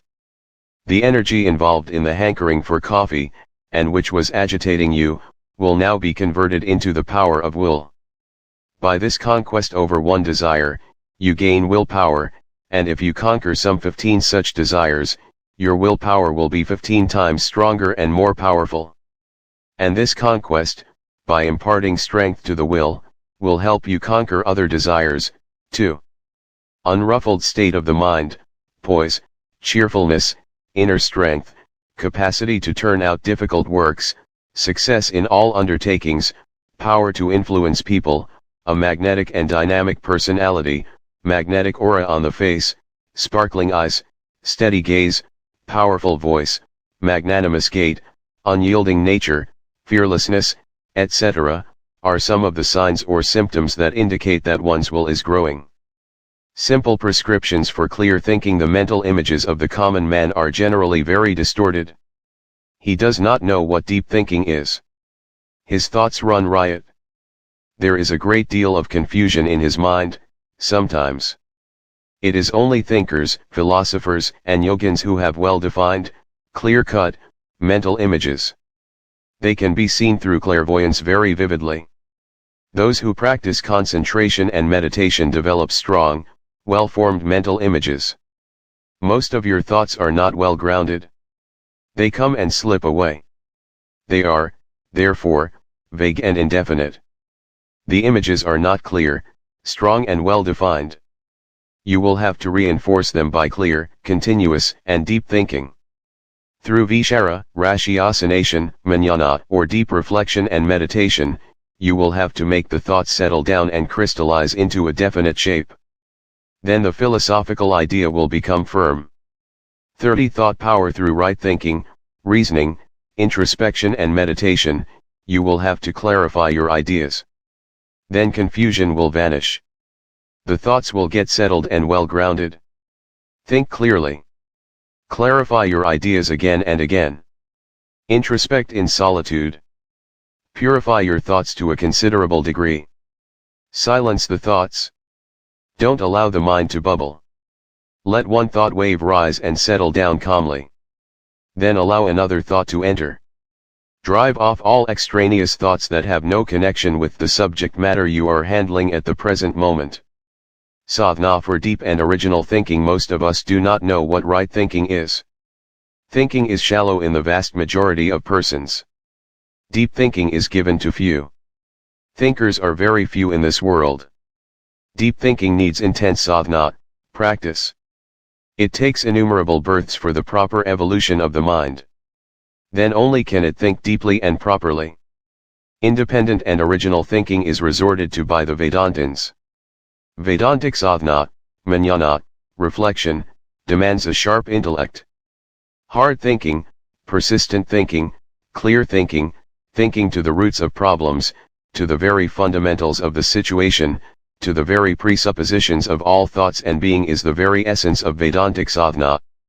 You will have to abandon an old idea, however strong and ingrained it may be, when you get a new elevating idea in its stead. If you have no courage to face the results of your thinking, to swallow the conclusions of your thinking, whatever they may mean to you personally, you should never take the trouble to philosophize. Take up to devotion.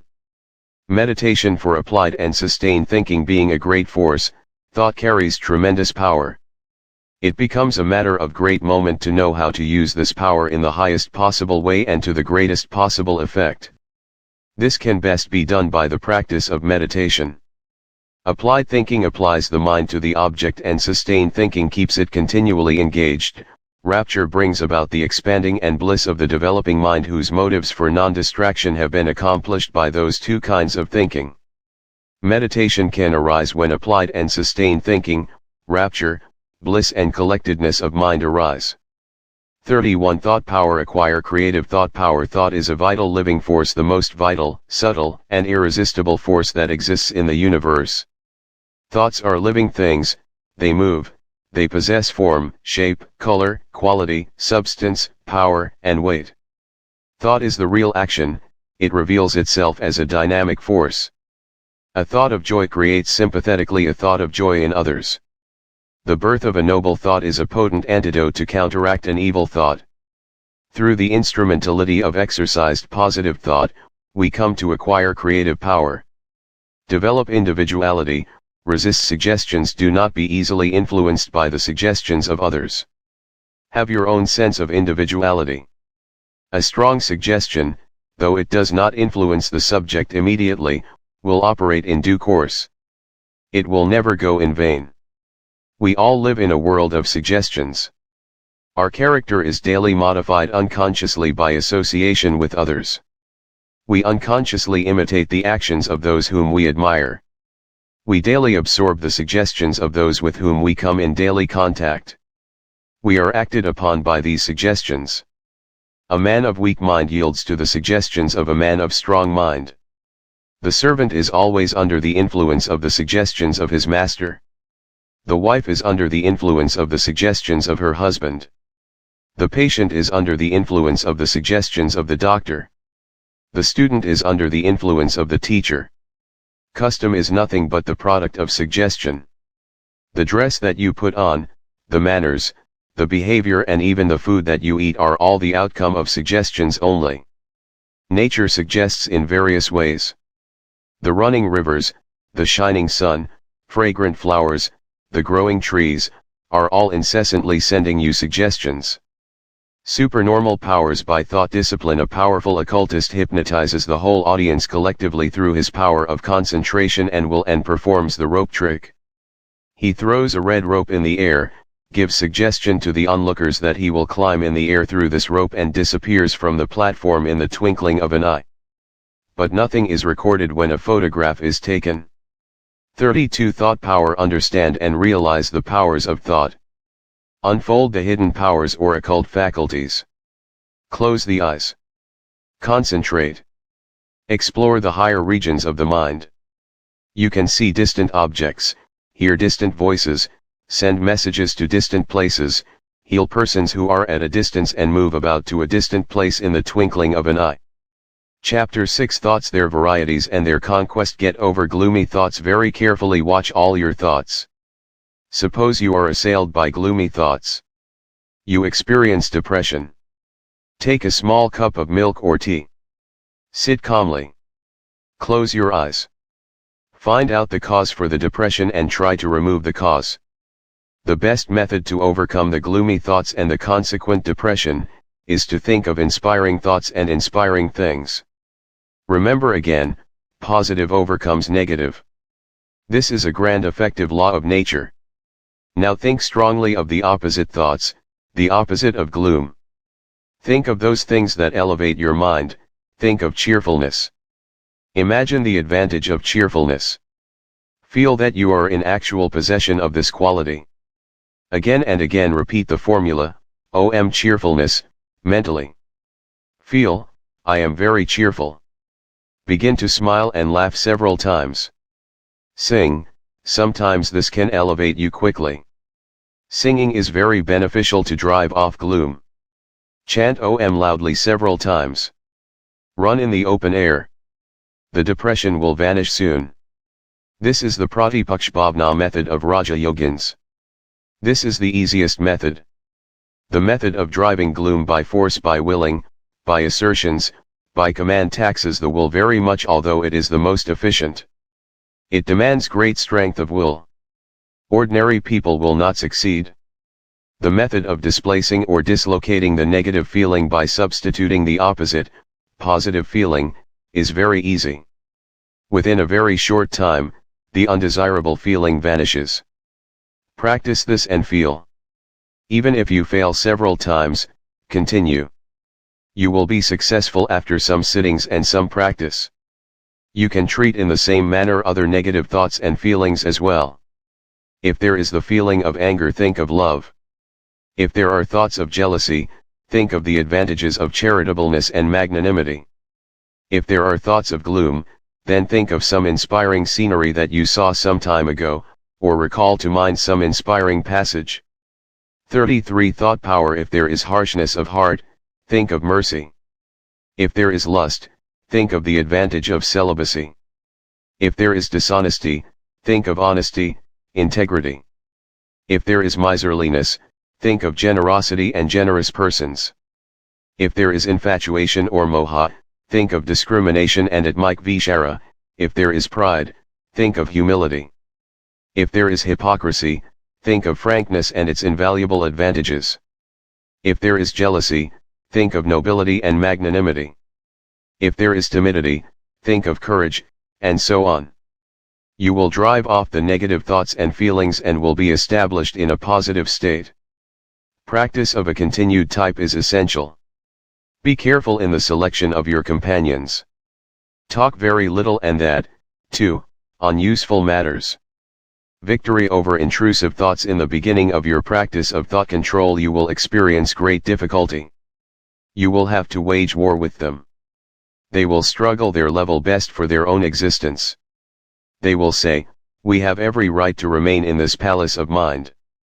We have a sole monopoly from time immemorial to occupy this area. Why should we vacate our dominion now? We will fight for our birthright till the end. They will pounce upon you with great ferocity. When you sit for meditation only, all sorts of evil thoughts will crop up. As you attempt to suppress them, they want to attack you with redoubled force and vigor. But positive always overcomes the negative. Just as darkness cannot stand before the sun, Just as the leopard cannot stand before the lion, so also all these dark negative thoughts, these invisible intruders, enemies of peace, cannot stand before the sublime divine thoughts. They must die by themselves. Drive away obnoxious thoughts, drive away from your mind all unnecessary, useless, and obnoxious thoughts. Useless thoughts impede your spiritual growth, obnoxious thoughts are stumbling blocks to spiritual advancement. You are away from God when you entertain useless thoughts. Substitute thoughts of God. Entertain only thoughts that are helpful and useful. Useful thoughts are the stepping stones to spiritual growth and progress. Do not allow the mind to run into the old grooves and to have its own ways and habits. Be on the careful watch. If a pebble in our boot torments us, we expel it. We take off the boot and shake it out. Once the matter is fairly understood, it is just as easy to expel an intruding and obnoxious 34 thought power thought from the mind. About this there ought to be no doubt, no two opinions. The thing is obvious, clear, and unmistakable. It should be as easy to expel an obnoxious thought from your mind as it is to shake a stone out of your shoe, and, till a man can do that, it is just nonsense to talk about his ascendancy and conquest over nature. He is a mere slave and prey to the bat-winged phantoms that flit through the corridor of his brain. Master worldly thoughts. Worldly thoughts will trouble you a lot in the beginning of your new life of thought culture.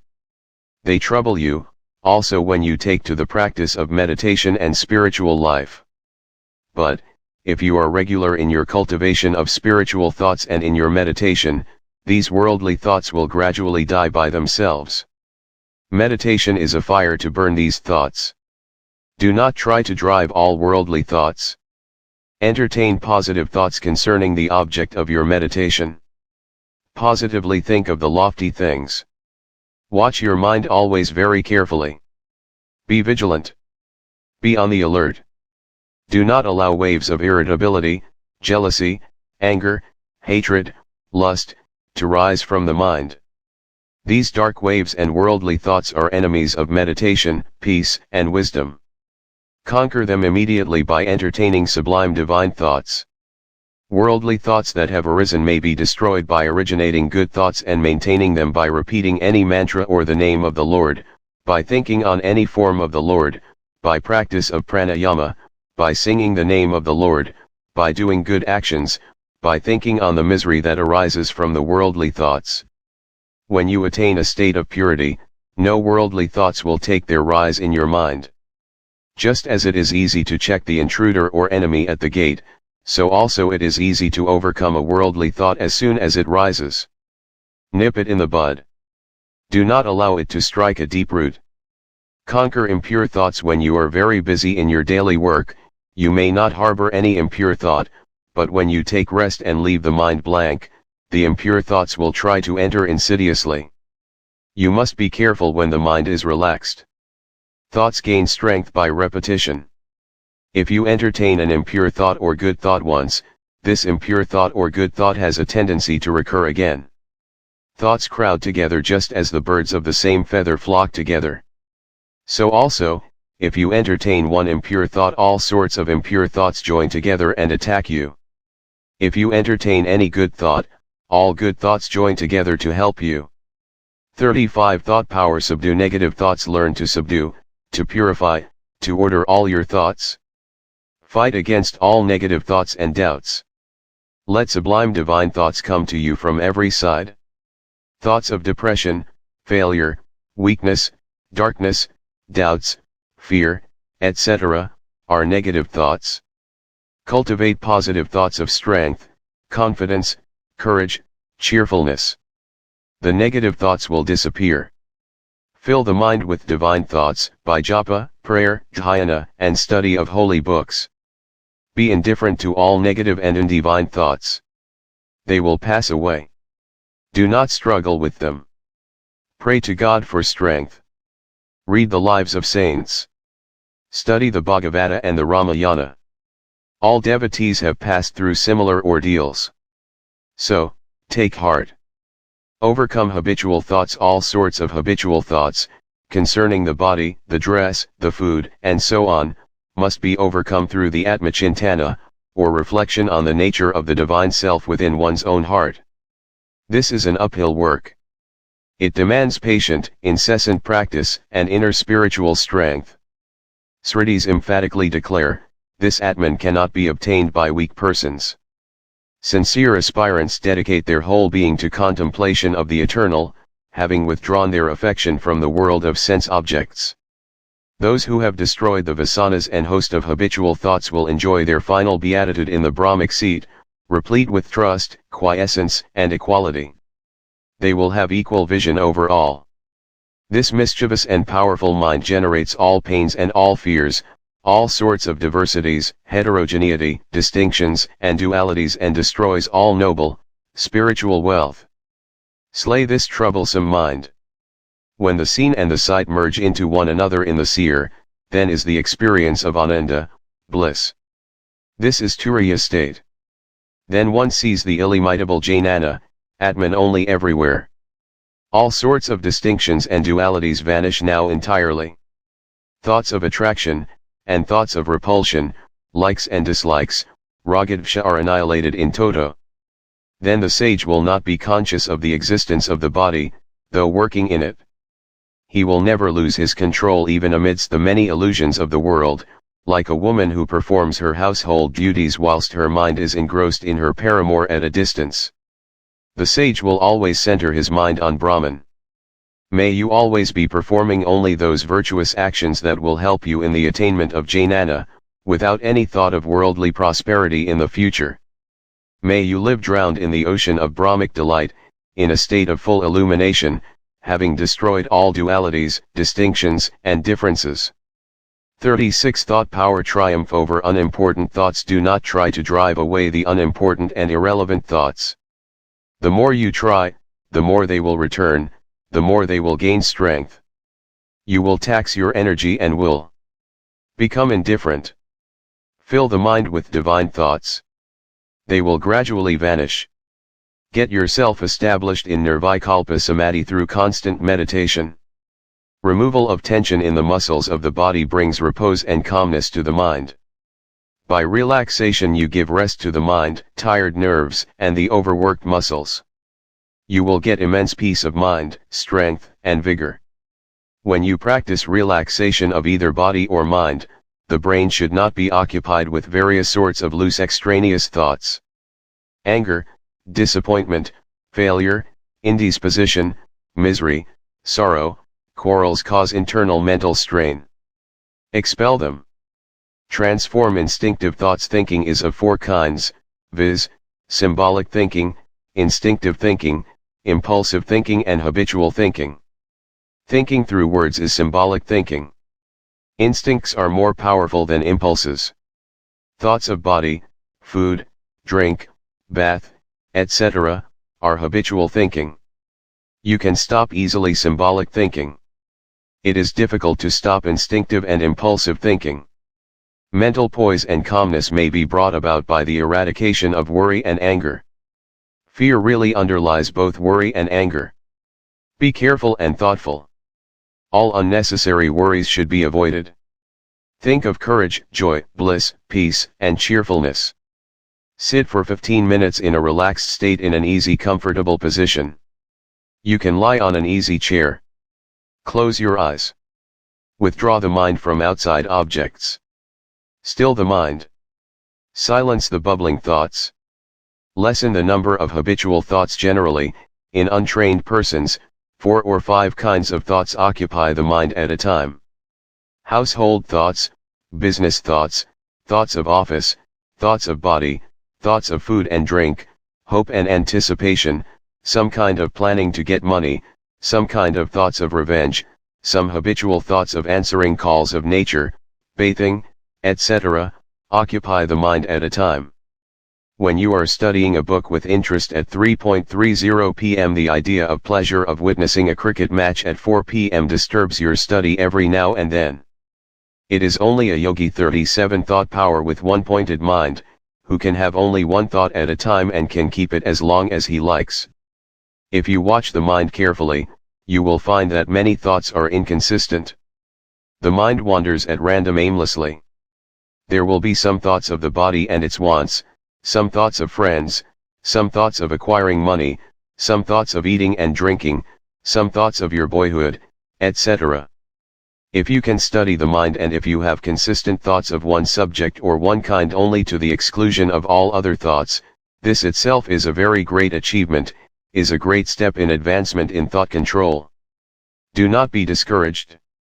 Gather inspirational thoughts. The goal of life is the attainment of divine consciousness. This goal is the realization that you are neither this perishable body nor that changing and finite mind, but you are all pure, ever free Atman. Remember always this inspiring thought: Ahonitya sasvatoyam purano, unborn, eternal, permanent is this ancient one. This is your real nature. You are not this little passing personality hooked onto a name and form. You are not Ramang Svamya or Mukherjee or Mehta or Matthew or Gard or Apt. You have only fallen into this little delusion by an accident through some passing cloud of ignorance. Awake and realize that you are pure Atman. There is another wonderful Upanishad inspirational thought. It is Isavajyamadam Sarvam, every content of the universe is throbbing with the life of the Lord. Smile with the flowers and the green grass. Smile with the shrubs, ferns, and twigs. Develop friendship with all neighbors, dogs, cats, cows, human beings, trees, in fact, with all nature's creations. You will have a perfect and rich life. Reflect over illuminating thoughts if you want to develop your thought power. If you want to build up your personality and become great, always keep with you some books of inspiring and illuminating thoughts. Read them over and over again, until they become part of your daily action and living. Here is a list of some illuminating thoughts, for reflection. 1. A clean conscience makes a stout heart and a strong mind. 2. Poverty is the elder brother of laziness. 3. Knowledge of the self is the greatest treasure. Meditation is the key to knowledge.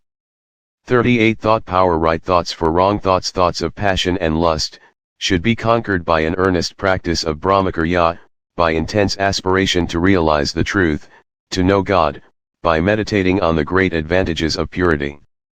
Thoughts of hatred and anger should be controlled by generating thoughts of love, forgiveness, mercy, friendliness, peace, patience, and nonviolence. Pride and thoughts connected with pride must be controlled by a systematic mental examination of the value of cultivating humility. Thoughts of greed, grabbing and possessiveness should be dispelled by pursuit of honesty, disinterestedness, generosity, contentment, and non-covetousness. Nobility and magnanimity, complacency, and greatness of heart, will help you get over all thoughts of narrowness, jealousy, meanness. Delusion and infatuation are best conquered by the development of discrimination. Vanity is overcome by a many-sided simplicity, arrogance by politeness. The gamut of thoughts. There are various kinds of thoughts. There are instinctive thoughts. There are visual thoughts. There are auditory thoughts, thinking in terms of hearing. There are symbolic thoughts, thinking in terms of symbols. Some thoughts are habitual. There are kinesthetic thoughts, thinking in terms of movement, as in playing a game. There are emotional thoughts. Thoughts change from the visual stage to auditory stage and from auditory to kinesthetic. There is intimate connection between thinking and respiration as there is close relation between mind and prana. When the mind is concentrated, breathing becomes slow. If one thinks fast, the respiration also becomes fast. There is a thought reading machine known as psychograph which registers correctly the type of thoughts. Mean thoughts and moral development. Uncontrolled thoughts are the roots of all evils. Each thought by itself is extremely weak, because the mind is generally distracted by countless and ever-varying thoughts. The more the thoughts are restrained, the more is the mind concentrated, and consequently the more does it gain in strength and power. 39. Thought power. It demands patient work to destroy mean and base thoughts, but the entertainment of sublime thoughts is the easiest and rapid method of destroying base thoughts. Ignorant of the laws of thoughts, the worldly-minded individual falls a prey to all sorts of thoughts of hatred, anger, revenge, lust, and grows weak-willed, deficient in powers of discernment, and slave of the adverse subtle workings of the mind. The best method of gaining mental power is by entertaining sublime, noble and good thoughts, and through their aid controlling the dissipative, distractive, diversifying, worldly and base thoughts. When all evil thought harasses the mind, the best method of conquering it is by ignoring it. How can we ignore an evil thought? By forgetting it. How can we forget? By not indulging in it again, and also by not brooding over it. How can we prevent the mind from indulging in it again or brooding over it? By thinking of something very interesting, something sublime and inspiring. Ignore, forget, think of something inspiring. These three constitute the great sadhana for establishing mastery over evil thoughts. Chapter 7 Positive Methods for Thought Control. Thought control by practice of concentration. Silence the bubbling thoughts. Calm the surging emotions. Concentrate on a concrete form in the beginning. Concentrate on a flower, on the form of Lord Buddha, on any dream picture, on the effulgent light of the heart, on the picture of any saint, or your Ishta Devata. Have 3 or 4 sittings, early morning, 8 a.m., 4 p.m., and 8 p.m. Devotees concentrate on the heart, Raja Yogins on Trikiti, the seat of the mind, Vedantins on the absolute. Trikiti is the space between the eyebrows. You can also concentrate on the tip of the nose, the navel, or the Muladhara, below the last vertebra of the spinal column. When irrelevant thoughts enter the mind, be indifferent. They will pass away. Do not drive them forcibly. They will persist and resist. It will tax your will. They will enter with redoubled force. But substitute divine thoughts. Irrelevant thoughts will gradually fade out. Be slow and steady in the practice of concentration. Concentration is practiced for stopping the modification of the mind. Concentration is holding the mind to one form or object for a long time. To remove the tossing of the mind and 40 thought power, various other obstacles which stand in the way of one-pointedness, the practice of concentration on one thing alone should be made. Concentration is opposed to sensuous thoughts and desires, bliss to flurry and worry, sustained thinking to perplexity, applied thinking to sloth and torpor, rapture to ill will. It is easy to concentrate the mind on external objects. The mind has a natural tendency to go outwards. Keep the picture of Sri Krishna, Rama, Narayana, Devi, or Lord Jesus, or any picture, in front of you. Look at it steadily without winking. Gaze at the head, then at the body, then at the legs. Repeat the same process again and again. When your mind calms down, look at a particular spot only, then close the eyes and mentally visualize the picture. You should be able to visualize the picture very clearly even in its absence. You will have to call up the mental picture at a moment's notice. Keep it there steadily for some time. This is concentration. You will have to practice this daily.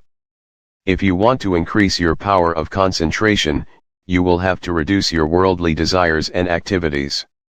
You will have to observe silence every day for some hours. Then only can the mind concentrate very easily and without difficulty. In concentration you will have only one thought or wave in the mind lake. The mind assumes the form of only one object. All other operations of the mind are suspended. Thought control by a positive attitude. Try to acquire the power of closing yourself against detrimental or undesirable thoughts and influences by making yourself positive by a particular attitude of the mind. By so doing, you may be receptive to all higher impulses of the soul within and to all higher forces and influences from without. Make a suggestion to yourself: I close myself, I make myself positive to all things below and open and receptive to all higher influences, to all things above. By taking this attitude of the mind, consciously, now and then, it soon becomes a habit. All the lower and undesirable influences from both the seen and the unseen sides of life are closed out, while all higher influences are invited, and, in the degree that they are invited, they will enter. In the mind there is doubt, there is reality also. A doubt arises whether there is a God or not. This is termed samsaya bhavna. Another doubt crops up whether I can realize Brahman or not. Then another voice tells, God or Brahman is real. He is a solid, concrete reality as an amulika fruit in my hand. He is a mass of knowledge and ananda, prajananagana, chidgana, anandagana. I can realize. We have clearly understood something, and these ideas are well grounded and ingrained. Some ideas are hazy and not firm. They come and go. We will have to cultivate ideas and ground them till they are firmly fixed and implanted. Clarification of ideas will remove perplexity and 41 thought power confusion in the mind. When a doubt arises, whether there is God or not, whether I will succeed in self-realization or not, it must be dispelled by well-directed suggestions and affirmations such as, "It is true, I will succeed." There is no doubt of this. In my dictionary, in my vocabulary, there are no such words as can't, impossible, difficult, etc. Everything is possible under the sun. Nothing is difficult when you strongly make up your mind. Strong determination and firm resolution will bring sanguine success in every affair or undertaking, and particularly so in the conquest of mind. Thought control by non-cooperation. Non-cooperate with the mind in its evil wanderings. Gradually the mind will come under your control. Here is the practical method to non-cooperate with the mind. If the mind says, "I must eat today sweetmeats," say unto the mind, "I will not cooperate with you today. I will not eat sweetmeats. I will eat only bread and dal." If the mind says, "I must go to cinema," say unto the mind, "I will attend the satsanga of Swami Ramananda and hear his discourses on the Upanishads." If the mind says, "I must wear a silk shirt," say unto the mind, "I will not wear in future any silk clothing, I will wear only cotter." This is the method to non-cooperate with the mind. Non-cooperation with the mind is swimming against the sensual currents. The mind will be thinned out and gradually it will become your obedient servant. You will gain mastery over the mind. The self-controlled man, moving among the objects with senses under restraint and free from attraction and repulsion, attains to peace.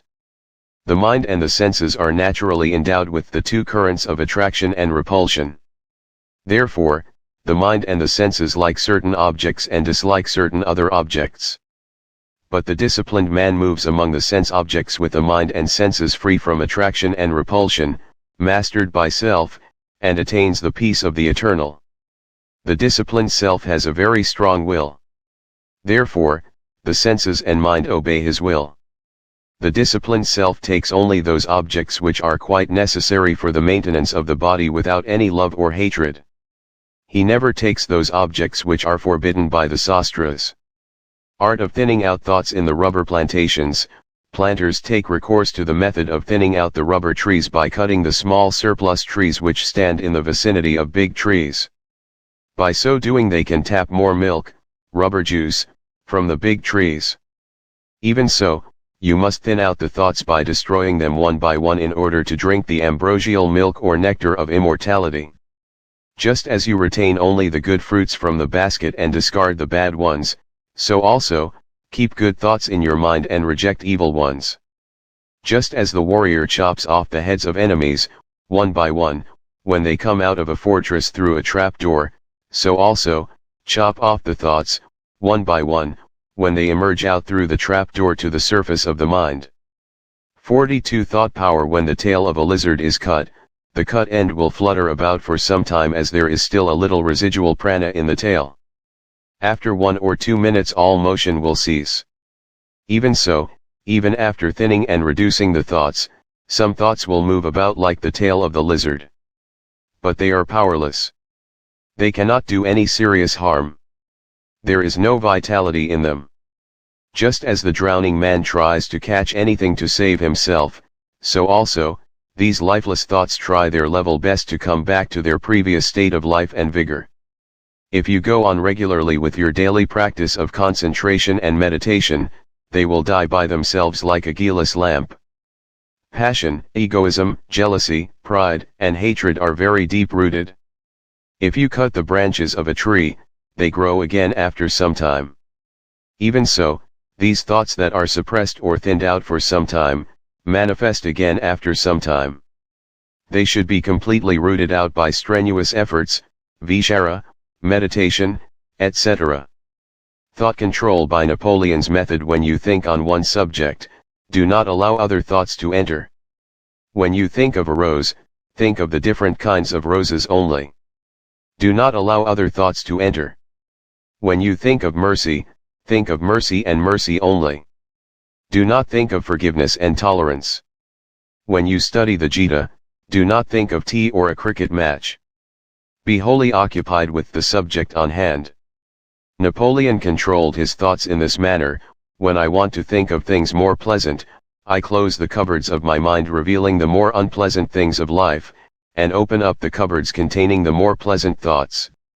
If I want to sleep, I close up all the cupboards of mind.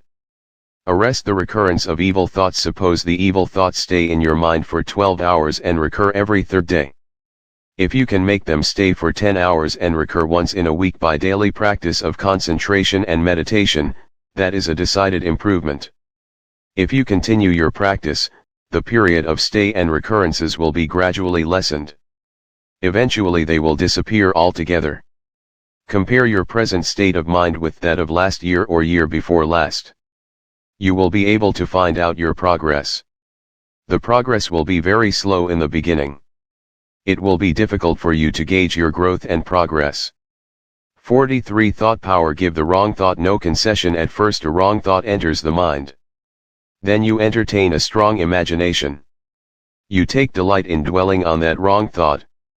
You give consent to its stay in the mind, and gradually the wrong thought, when it is not resisted, takes a strong hold in your mind. Then it becomes very difficult to drive it off. The proverb goes, give a rogue an inch and he will take an ell. This is true of wrong thoughts also. Nip the bad thought in its bud just as you close your door or gate when a dog or an ass tries to come in, so also, close your mind before any evil thought can enter and produce an impression on your physical brain. You will become wise soon and attain eternal, infinite peace and bliss. Wipe out lust, greed, and egoism. Entertain only pure holy thoughts. This is an uphill task, a difficult task. You will have to practice it. You will succeed in your attempt after some time. Destruction of one bad thought will give you strength to annihilate other thoughts and will develop your soul force or willpower. Never despair though you may fail in crushing a bad thought. No pains, no gains. Inner spiritual strength will gradually manifest in you. You can feel this. Spiritual practice for elimination of evil thoughts. Your mind will sometimes shudder when evil thoughts enter your mind. This is a sign of your spiritual progress. You are growing spiritually. You will be much tormented when you think of your evil actions committed in the past. This is also a sign of your spiritual upheaval. You will not repeat now the same actions. Your mind will tremble. Your body will quiver whenever a wrong thought of some evil action urges you to do the same act through force of habit. Continue your meditation with full vigor and earnestness. All memories of evil actions, all evil thoughts, all evil promptings of Satan, will die by themselves. You will be established in perfect purity and peace. In the beginning all sorts of evil thoughts will arise in your mind as soon as you sit for meditation. Why does this happen during meditation, when you attempt to entertain pure thoughts? Aspirants leave their spiritual practice of meditation on account of this. If you try to drive a monkey, it attempts to pounce upon you in vengeance. Even so, the old evil thoughts try to attack you revengefully and with redoubled force at the time when you try to raise good, divine 44 thought power thoughts. Your enemy endeavors to resist you vehemently when you try to eject him out of your house. There is a law of resistance in nature. The old evil thoughts assert and say, "Oh man! Do not be cruel. You have allowed us to stay in your mental factory from time immemorial. We have every right to abide here. We have helped you up to this time in all your evil actions. Why do you want to oust us from our dwelling place? We will not vacate our abode. Do not be discouraged. Go on with your practice of meditation regularly. These evil thoughts will be thinned out. Eventually they will all perish. Positive always overcomes negative. This is the law of nature. Negative evil thoughts cannot stand before positive good thoughts. Courage overcomes fear. Patience overcomes anger and irritability. Love overcomes hatred. Purity overcomes lust. The very fact that you feel uneasy now when an evil thought comes to the surface of the mind during meditation indicates that you are growing in spirituality. In the past you consciously harbored all sorts of evil thoughts. You welcomed and nourished them. Persist in your spiritual practices. Be tenacious and diligent. You are bound to succeed. Even a dull type of aspirant will notice a marvelous change in him if he keeps up the practice of japa and meditation for 2 or 3 years in a continuous stream. Now he cannot leave the practice. Even if he stops his practice of meditation for a day, he will actually feel that he has lost something on that day. His mind will be quite uneasy. Best remedies for evil thoughts: when the mind is vacant, evil thoughts try to enter. Evil thinking is the beginning or starting point of adultery. Through a lustful look only, you have already committed adultery in the heart. Mental actions are the real actions. Remember this. God judges a man by his motives, worldly people judge a man by his external physical actions. You will have to look to the motive of the man. Then you will not be mistaken. Keep the mind fully occupied. Then evil thoughts will not enter. An idle brain is the devil's workshop. Watch the mind every minute. Always engage yourself in some work: stitching, cleaning vessels, sweeping, drawing water, reading, meditating, counting the beads, singing divine songs, praying, serving the elders or nursing the sick. Avoid loose talk and gossip. Fill the mind with sublime thoughts, such as those contained in the Gita, the Upanishads, the Yoga-Vasishtha, etc. Daily discipline of thoughts: the mind is a mischievous imp. It is like a jumping monkey. It must be disciplined daily. Only then will it gradually come under your control. 45 Thought power: it is only by the practical training of your mind that you can prevent bad thoughts and actions from arising and can ward off bad thoughts and actions that have arisen from recurrence. It is only by practical training of your mind that you can encourage good thoughts and actions to arise, and can sustain good thoughts and actions when they have arisen. Here is a beautiful daily exercise for mental relaxation. It will pour into you great inspiration and strength. Close the eyes. Think of anything that is pleasant. This will relax the mind in a wonderful manner. Think of the mighty Himalayas, the sacred Ganga, the striking scenery in Kashmir, the Taj Mahal, the Victoria Memorial in Calcutta, a lovely sunset, the vast expanse of ocean or the infinite blue sky. Imagine that the whole world and your body are floating like a straw in this vast ocean of spirit. Feel that you are in touch with the Supreme Being. Feel that the life of the whole world is pulsating, vibrating, and throbbing through you. Feel that Lord Hiranyagarbha, the ocean of life, is gently rocking you on his vast bosom. Then open your eyes. You will experience immense mental peace, vigor, and strength. Practice this and feel. Thoughts and the snake analogy: just as fruit is born of the seed, so also deeds are born of thoughts. Good thoughts generate good actions. Evil thoughts produce evil actions. Harbor good thoughts. Repel evil thoughts. If you cultivate good thoughts by satsanga, study of religious books, prayer, etc., evil thoughts will die by themselves. Just as you remove at once the pebble in your shoe that troubles you, so also, you must be able to remove at once any tormenting thought from your mind. Only then have you gained sufficient strength in the control of thought. Only then have you attained some real progress in the spiritual path. When you give a blow on the head of a snake with a stick and crush its head, it remains absolutely motionless for some time. You think it is dead. All of a sudden it raises its head and runs away. Even so, the thoughts that were once crushed and suppressed by you regain strength and raise their heads. They must be destroyed totally beyond resurrection. World conquest by thought conquest: control the thoughts or sankalpas. Avoid imagination or daydreaming. The mind will be annihilated. Extinction of sankalpas alone is moksha or release. The mind is destroyed when there is no imagination. The experience of the world illusion is due to your imagination. It vanishes away when imagination is completely stopped. 46 Thought power. Victory over thoughts is really a victory over all limitations, weakness, ignorance, and death. The inner war with the mind is more terrible than the outer war with the machine guns. Conquest of thoughts is more difficult than the conquest of the world by the force of arms. Conquer your thoughts and you would conquer the world. Form a divine channel for thought force. Thoughts generally flow with ease towards external objects. The mind can very easily think of worldly objects. It is its svabhava. Mental force can easily flow in the old grooves and avenues of mundane thoughts. It finds it extremely difficult to think of God. It is an uphill work for a samsaric mind of Vyavahara. The difficulty in weaning the mind from worldly thoughts, from external objects, and fixing it on God is the same as in making the Ganga flow towards Gangotri instead of its natural flow towards Gangasagar. It is like rowing against the current of the Yamuna. Still, through strenuous efforts and tyaga it must be trained to flow towards God, much against its will, if you want to free yourself from birth and death. There is no other go if you want to escape from worldly miseries and tribulations. Role of vigilance in thought control. It is very difficult to fix the mind on one thought in the beginning. Diminish the number of thoughts. Try to think of only one subject.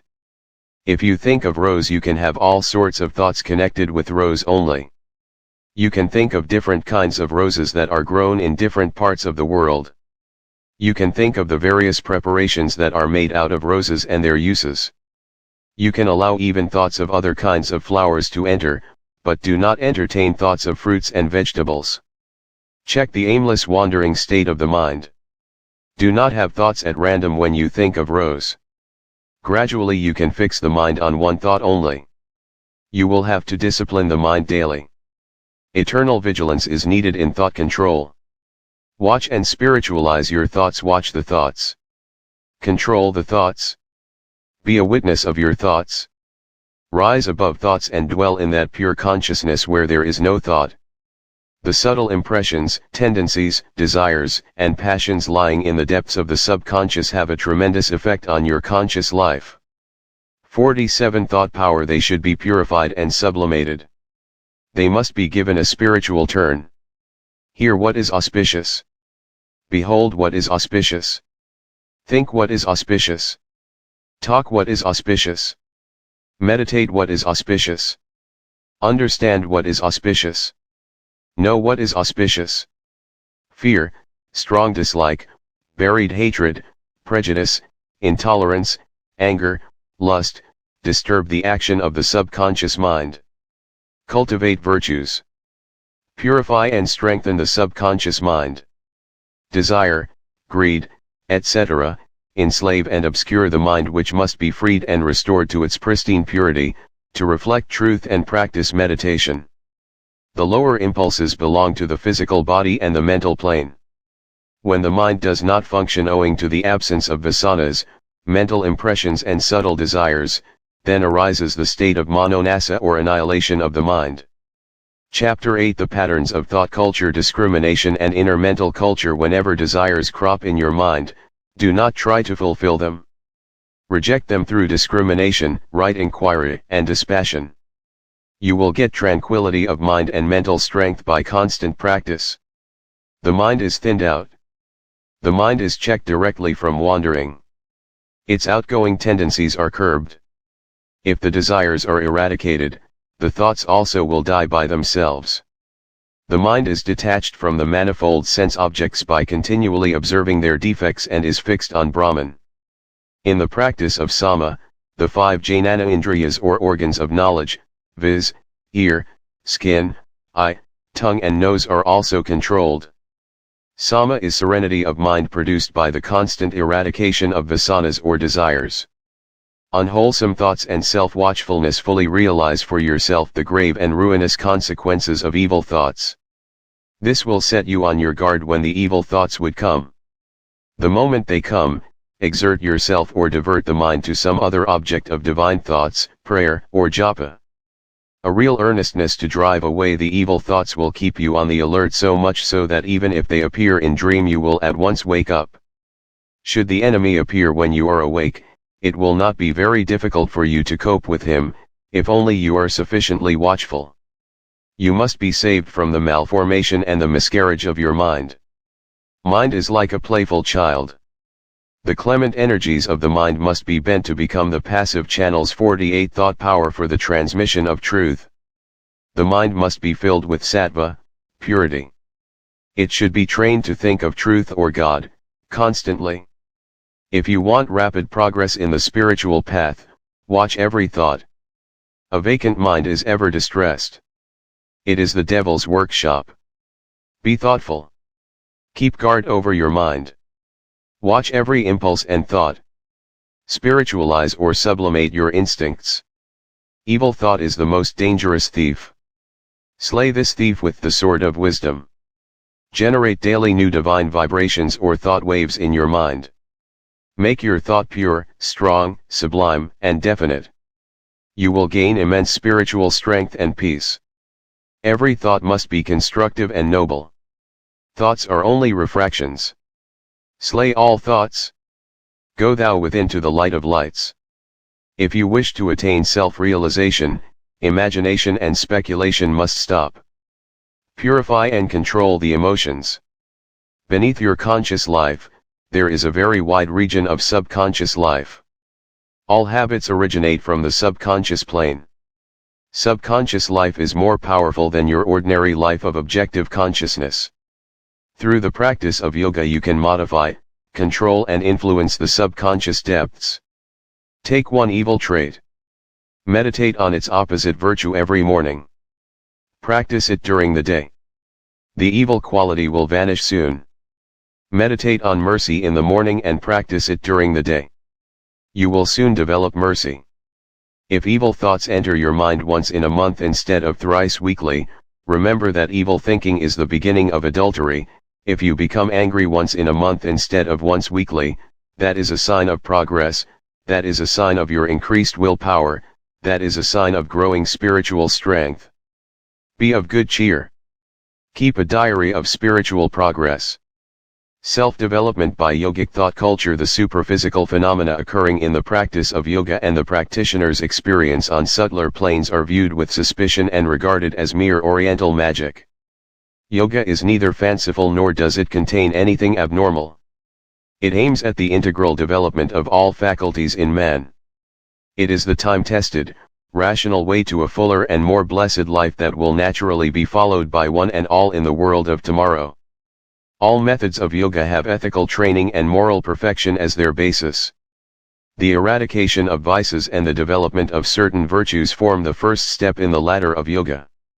The disciplining of your nature and the formation of a steady and pure character through a set of right habits and regular daily observances, is the next step. Upon this firm foundation of a well-established and virtuous moral character is built the further structure of yoga. 49 Thought power. Thought culture by the method of substitution. The substitution method is very easy and effective in the destruction of evil thoughts. Cultivate positive virtuous thoughts of mercy, love, purity, forgiveness, integrity, generosity, and humility in the garden of your mind. The negative vicious thoughts of hatred, lust, anger, greed, pride will die by themselves. It is difficult to destroy the evil thoughts by attacking them directly. You will have to tax your will and waste your energy. Spiritual methods for thought culture. If you think again and again of an impure thing, it gains new strength. It gets the force of momentum. You must drive it immediately. If you find it difficult to do so, entertain counter thoughts of God. Cultivate sublime and elevating thoughts. Evil thoughts will die by themselves. A noble thought is a potent antidote to counteract an evil thought. This is easier than the former method. By repetition of God's name, thousands of times daily, good thoughts gain new strength. By repeating Aham Brahma Asmi 1,000 times daily, the idea that you are the spirit, Atman, becomes stronger. The idea that you are the body becomes weaker and weaker. If evil thoughts enter your mind, don't use your will force in driving them. You will lose your energy only. You will tax your will only. You will fatigue yourself. The greater the efforts you make, the more the evil thoughts will return with redoubled force. They will return more quickly also. The thoughts will become more powerful. Be indifferent. Keep quiet. They will pass off soon. Or substitute good counter thoughts, pratipaksh method.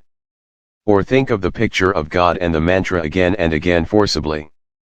Or pray. The importance of thought culture. Thought culture is a vital subject. Very few people know this art or science. Even the so-called educated people are unaware of this fundamental education. All are victims of random thinking. All sorts of loose thoughts of diverse kinds come and go in the mental factory. There is neither rhythm nor reasoning. There is neither concord nor discipline. All is in a state of utter chaos and confusion. There is no clarification of ideas. You cannot think of one subject even for 2 minutes in an orderly and systematic manner. You have no understanding of the laws of thoughts and the laws of the mental plane. There is a perfect menagerie inside. All sorts of sensual thoughts fight amongst themselves to enter the mind of a sensualist and gain the upper hand. The eye indriya struggles to bring its own thoughts. It wants to have sightseeing. The ear indriya wants to bring only base thoughts, lustful thoughts, thoughts of hatred, jealousy, and fear. Many cannot entertain a single, 50 thought power sublime, divine thought even for a second. Their minds are so framed that the mental energy runs in sensual grooves. The battle of thoughts. In the beginning of thought culture, there is internal fight between pure and impure thoughts. The impure thought tries to enter the mental factory again and again. It asserts, "O little man, you gave me shelter in the beginning. You welcomed me before. You gave me a cordial reception. I have every right to remain in the lowlands of your mind, in your instinctive passionate mind. Why are you cruel towards me? I only gave you a push or stimulus in taking you to restaurants and hotels, cinemas and theaters, ballrooms and bars. You had a variety of enjoyments through me alone. Why are you ungrateful to me now? I will resist, persist, and recur again and again. Do whatever you like. You are weak through old habits. You have no strength to resist. Eventually pure thoughts only will gain victory. Sattva is a greater power than Rajas and Tamas. Positive overcomes negative. Good thought. The first perfection thought is a good servant. It is an instrument. You will have to utilize it tactfully and properly. The prime requisite for happiness is control over the thoughts. Your thought is imprinted over your face. Thought is a bridge that connects the human with the divine. Your body, your business, your home, they are only ideas within your mind. Thought is a dynamic force. Good thought is the first perfection. Thought is real wealth. Culture the thoughts and become a Buddha. Drive away from your mind all unnecessary, useless, and obnoxious thoughts. Useless thoughts impede your spiritual growth, obnoxious thoughts are stumbling blocks to spiritual advancement. You are away from God when you entertain useless thoughts. Substitute thoughts of God. Entertain only thoughts that are helpful and useful. Useful thoughts are stepping stones to spiritual growth and progress. Do not allow the mind to run into the old grooves and to have its own ways and habits. Be on the careful watch. You must eradicate through introspection all sorts of mean thoughts, useless thoughts, unworthy thoughts, impure thoughts, all sexual thoughts, thoughts of jealousy, hatred, and selfishness. You must annihilate all destructive thoughts of disharmony and discord. You must always develop pure, good, loving, sublime, and divine thoughts. Every thought must be of a constructive nature. It must be strong, positive, and definite.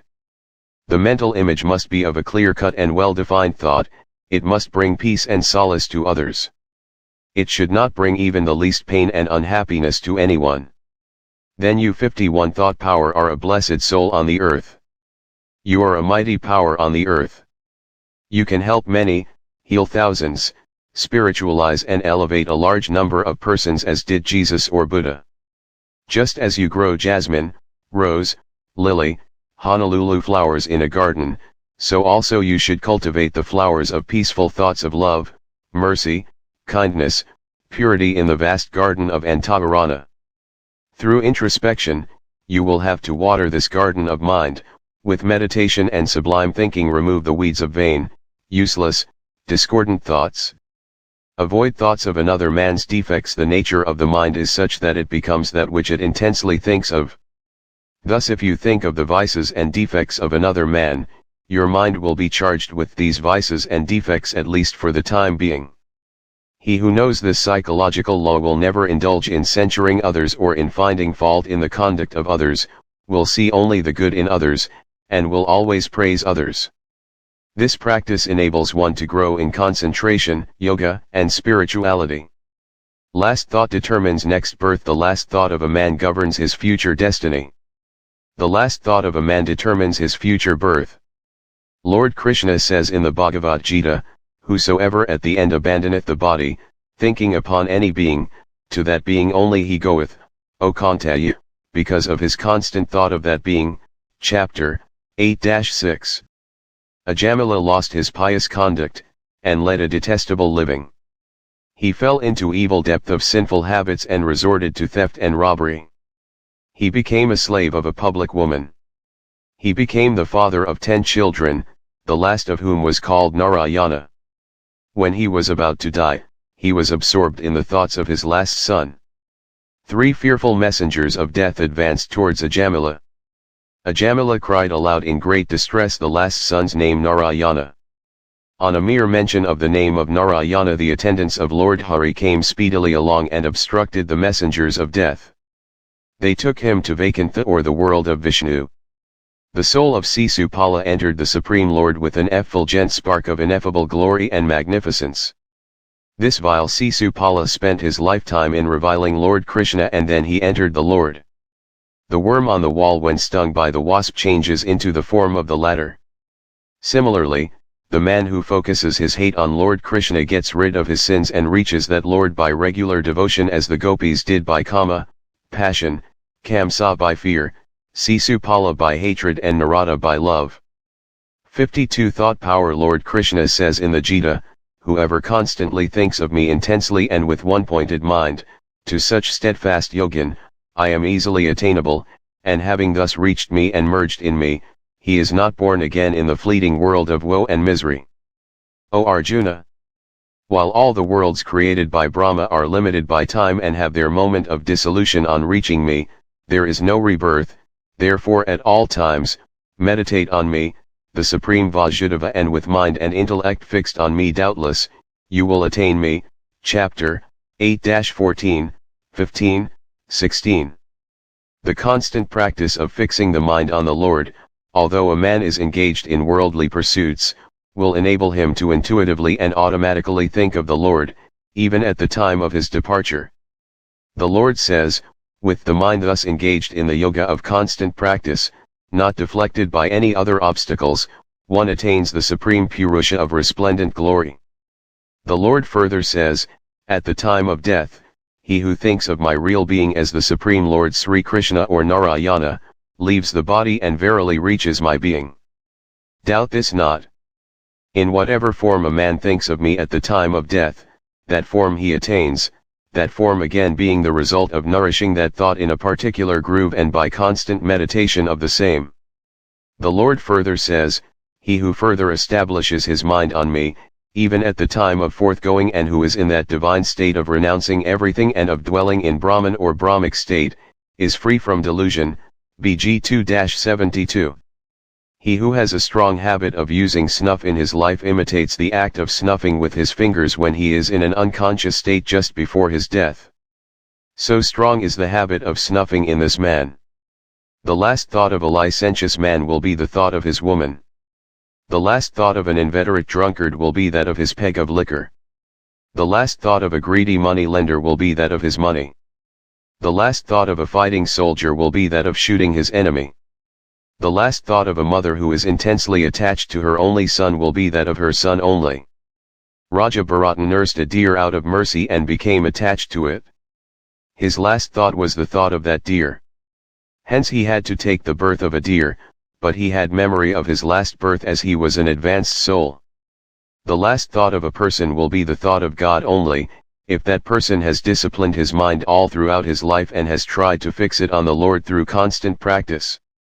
It cannot come by a practice in a day or two, in a week or a month. It is a lifelong endeavor and struggle. 53 Thought power. The last thought determines the next birth. The last prominent thought of one's life occupies the mind at the time of death. The predominant idea at the time of death is what in normal life has occupied his attention most. The last thought determines the nature of character of the body to be attained next. As a man thinketh, so shall he become. The background of sattvic thought. The vast majority of people will always want something concrete to hold on, something around which, as it were, to place their ideas, sometimes which will be the center of all thought forms in their minds. That is mind's very nature. A background of thought is needed for fixing the mind. Have a sattvic background of thought of mental image.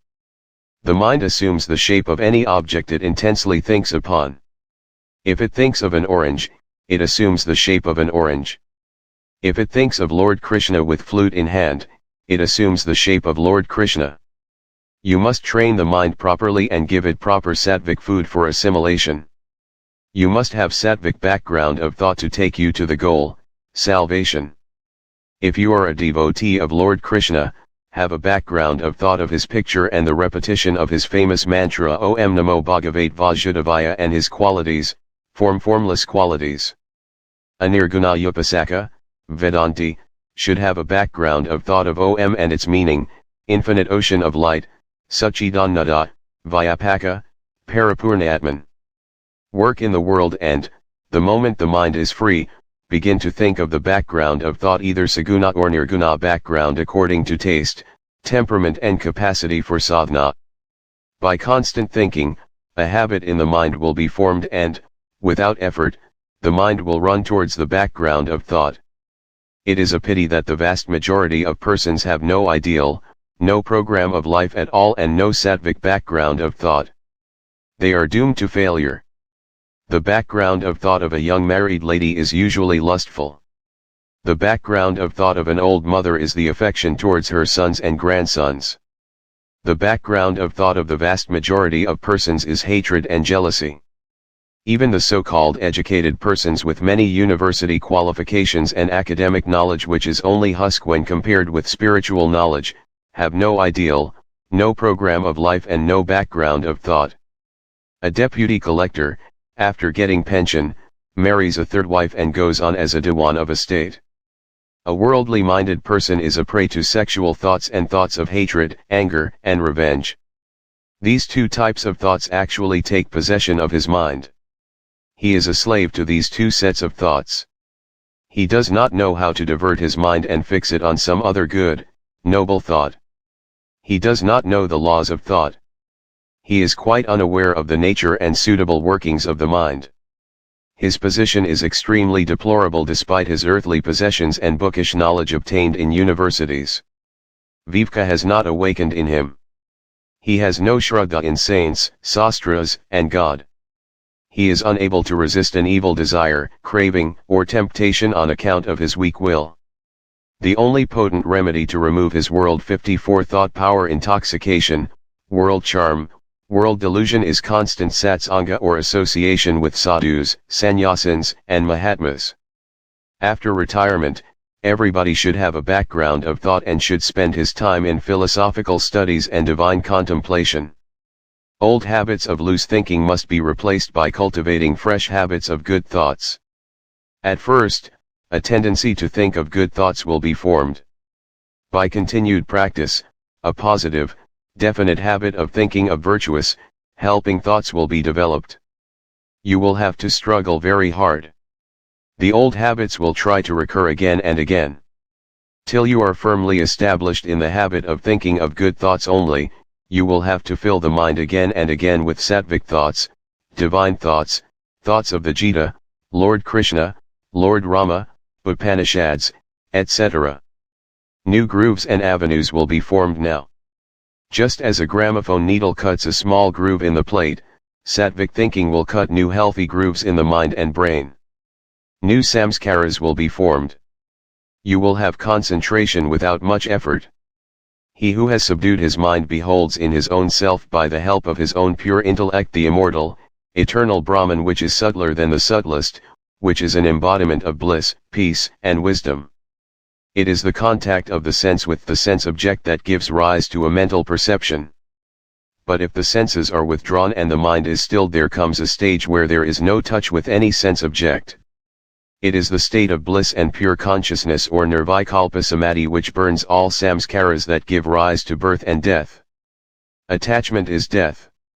You are attached to body, action, wife, children, property, house, place and articles that give you pleasure. Wherever there is attachment there are anger, fear, and vasanas. Attachment leads to bondage. If you want to attain God realization, you must get rid of all sorts of attachment. The first step in detachment is to be detached from the body with which you feel so much identified. The Sanskrit word for the self is Atman. Atman is derived from the root at which means to go always. Atman thus means that which evolves itself always into names and forms of the universe in order to realize his real, essential nature, which is existence, consciousness, bliss absolute. The pure consciousness and freedom of thoughts. Through constant and intense practice of yoga and jnana sadhana, you can become waveless, thought-free. The waveless yogi helps the world more than the man on the platform. Ordinary people can hardly grasp this point. When you are waveless, you actually permeate and pervade every atom of the universe, purify and elevate the whole world. The names of waveless jnanis such as Jada Bharata and Vamadeva are even now remembered. They never published books. They never made disciples.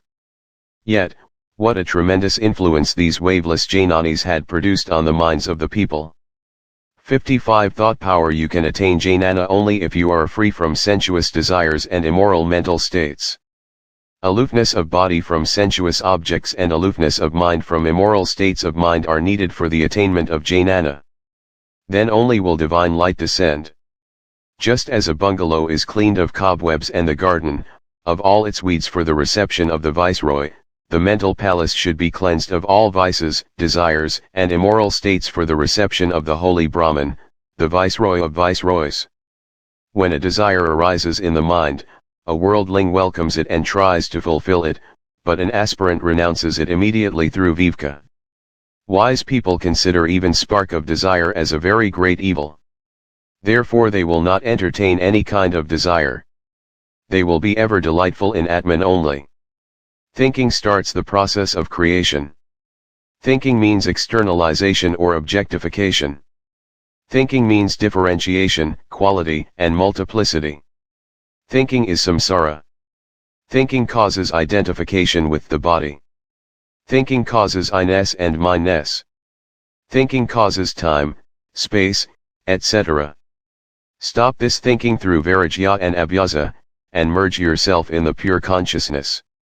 Where there is no thinking or sankalpa, there is absolution or jivanmukti. Chapter 9. From thoughts to thought transcendence. Thoughts and life. Man thinks of sensual objects and gets attached to them. He thinks that fruits are very good for the body. He exerts to possess them. Then he actually possesses and enjoys them. He now clings to the fruits. He develops a habit of taking fruits now, and when he fails to obtain them any day, he gets pain. From thinking comes attachment, from attachment desire is born, from desire proceeds anger, anger arises when desire is frustrated by some cause or the other, from anger arises delusion, from delusion, failure of memory, from failure of memory, loss of intellect, from loss of intellect man is totally ruined. If you want to attain everlasting peace, do not think of objects, but think always of the immortal blissful Atman alone. Desires by themselves are harmless. They are galvanized by the power of thought. Then only they do much havoc. Man muses or thinks on the objects of the senses. He imagines that he will get a great deal of pleasure from them. This imagination excites the desires. This power of imagination cooperates with the desires. Then the desires are invigorated or vitalized.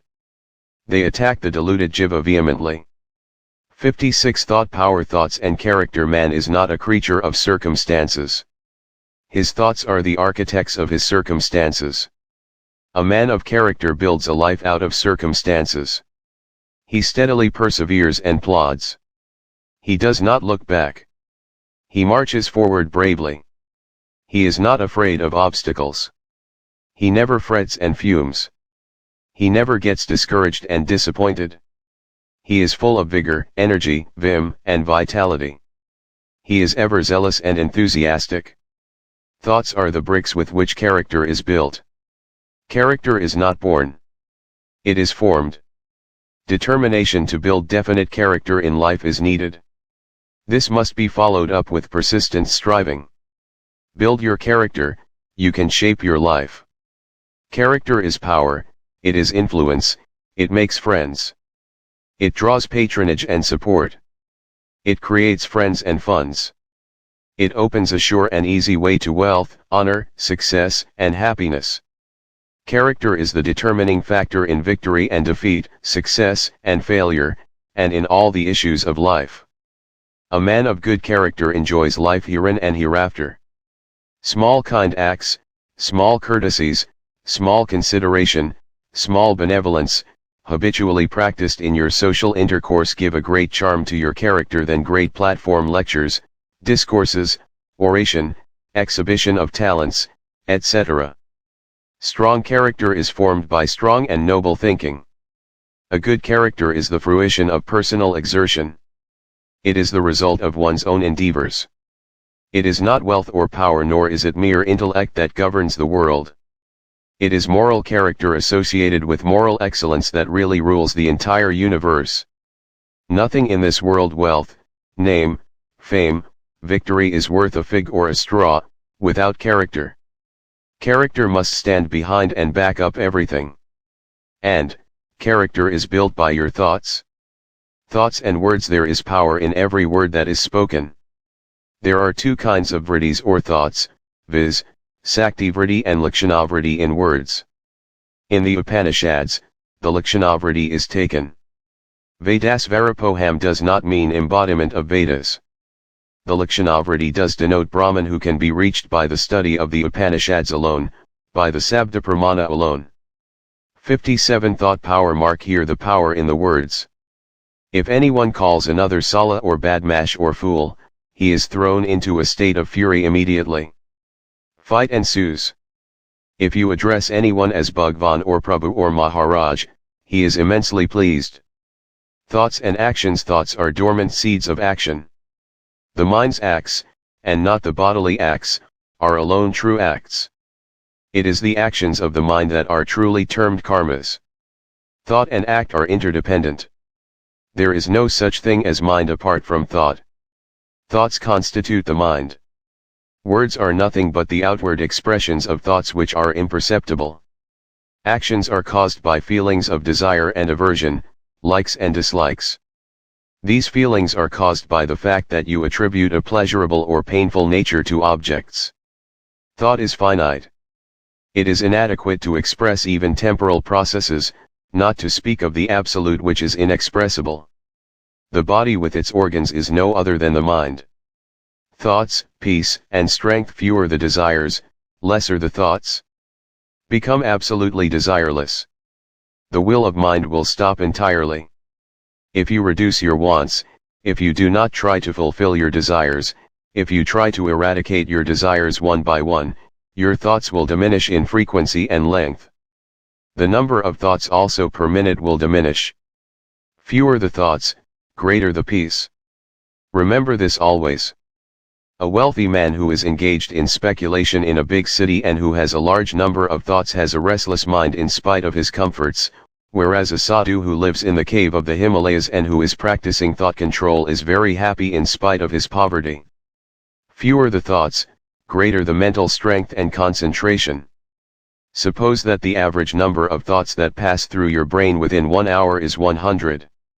If you succeed in reducing it, by constant practice of concentration and meditation, to 90, you have gained 10% of the power of concentration of mind. Every thought that is reduced adds strength and peace to the mind. Reduction of even one thought will give mental strength and peace of mind. You may not be able to feel this in the beginning as you do not possess a subtle intellect, but there is a spiritual thermometer inside to register the reduction of even a single thought. If you reduce one thought, the mental strength that you have gained by this reduction will help you to reduce the second thought easily. Thought, energy and sacred thoughts. Thought is a finer manifestation of being than ether or energy. You think, because you share the universal thought. 58 Thought power. Thought is both force and motion. Thought is dynamic. Thought moves. Thought decides the future. As you think, so you become. Thought makes a saint or a sinner. Thought can shape a man. Think that you are Brahman and Brahman you become. Sacred thoughts generate and sustain divine thoughts. Thoughts of hatred interfere with the inner harmony of the heart. Every useless thought is wastage of energy. Useless thoughts are obstacles to spiritual growth. Every thought must have a definite purpose. Negative evil thoughts cannot overcome fear. Patience overcomes anger and irritability. Love overcomes hatred. Purity overcomes lust. Mind is not daily made, in every minute it changes its color and shape. Thoughts that bind through its power of differentiation, mind generates this universe. The expansion of the mind's thoughts towards sensual objects is bondage. The abandoning of the thoughts constitutes liberation. The mind creates, at the outset, an attachment for the body and sense objects and binds the man through this attachment. The attachment is due to the force of Rajas. Sattva brings non-attachment and infuses in the mind discrimination and renunciation. It is the Rajasic mind that causes the ideas I and mine and the difference of body, caste, creed, color, order of life, etc. The poisonous tree of the Maya-ic illusion grows more and more out of the seed of the mind's modification or expanded thoughts in the soil of the multifarious enjoyments of the world. From pure thoughts to transcendental experience. Thoughts are of two kinds, pure thoughts and impure thoughts. Desire to do virtuous actions, japa, meditation, study of religious books, etc., is pure thought. A desire to go to cinema, to hurt others and to seek sex relations, is impure thought. Impure thoughts should be destroyed by the increase of pure thoughts, and pure thoughts also should be given up in the end. Thoughts gain strength by repetition of sensual enjoyments. Sensual enjoyments leave on the mind subtle impressions. The real svarupa of mind is sattva only. Rajas and tamas join sattva accidentally in the middle. They can be removed by sadhana or purificatory practices such as tapas, selfless 59 thought power service, dhamma, sama, japa, worship, etc. If you develop the Devi Sampat or divine qualities, Rajas and Tamas will perish. Then the mind will be pure, subtle, steady, and one-pointed. Then it will melt in the subtle invisible homogeneous Brahman, Akhanda Karasa Brahman. It will mix with Brahman now, just as milk mixed with milk, water with water, oil with oil. Nirvikalpa Samadhi will result. Raja Yogic method for thought transcendence. Substitute pure thoughts for impure thoughts. This method of substitution will destroy all evil thoughts. This is very easy. This is the method of Raja Yoga. The method of driving the thoughts at once by will force or by using the formula get out, O evil thoughts is very taxing. It is not suitable for ordinary people. It demands tremendous willpower and spiritual strength. You must rise above pure thoughts and attain the supreme state of thoughtlessness. Only then can you rest in your own svarupa. Only then will Brahman be revealed like Amulika fruit in the palm of your hand. Vedantic technique for thought transcendence. When all kinds of useless thoughts and emotions trouble you much, be indifferent, Buddhasana. Say to yourself, who am I? Feel, I am not the mind. I am the Atman, the all-pervading spirit, Suddha-Satchidananda. How can emotions affect me? I am nirlipta, unattached, I am Sakshi, witness of these emotions. Nothing can disturb me. When you repeat these suggestions of Vichara or Vedantic reflection, the thoughts and emotions will die by themselves. This is the Jnana method of driving out thoughts and emotions and the struggling with the mind. When any thought arises in the mind, inquire, why has this vritti, modification, arisen? Whom it concerns? Who am I? All the thoughts will die eventually. All mental activities will cease. The mind will turn inward. It will rest in Atman. This is Vedantic sadhana. You will have to persist constantly in the sadhana. Whatever stray thoughts arise, the one thought who am I will destroy all other thoughts of worldly nature.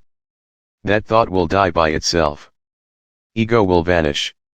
Balance left is Kevala Asti, Chinmatra, Kevala Siddha Chaitanya, Chidakazamatra, which is Namaruparahita, free from all names and forms, Vyavahararahita, Malavasanarahita, Nishkriya, Naravayava, which is Santasiva Advaita of the Manjakya Upanishad. That is Atman. That is to be known.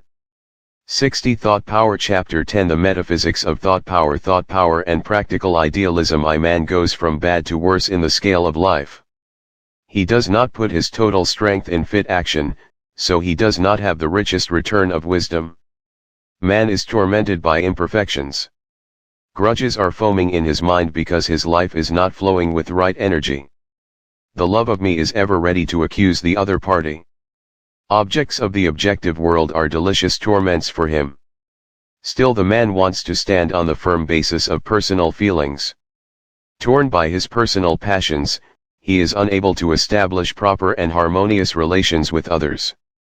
He is always seeking his private felicity in every circumstance. Altar of truth demands the oblations of mental rigidity, harshness, self-assertion, eccentricity and egoism. Train yourself for that truth which knows no partiality, no sex, no wandering gleam, O man. There is stain of error in daily experiences of man. That is why his life is defaced and disfigured.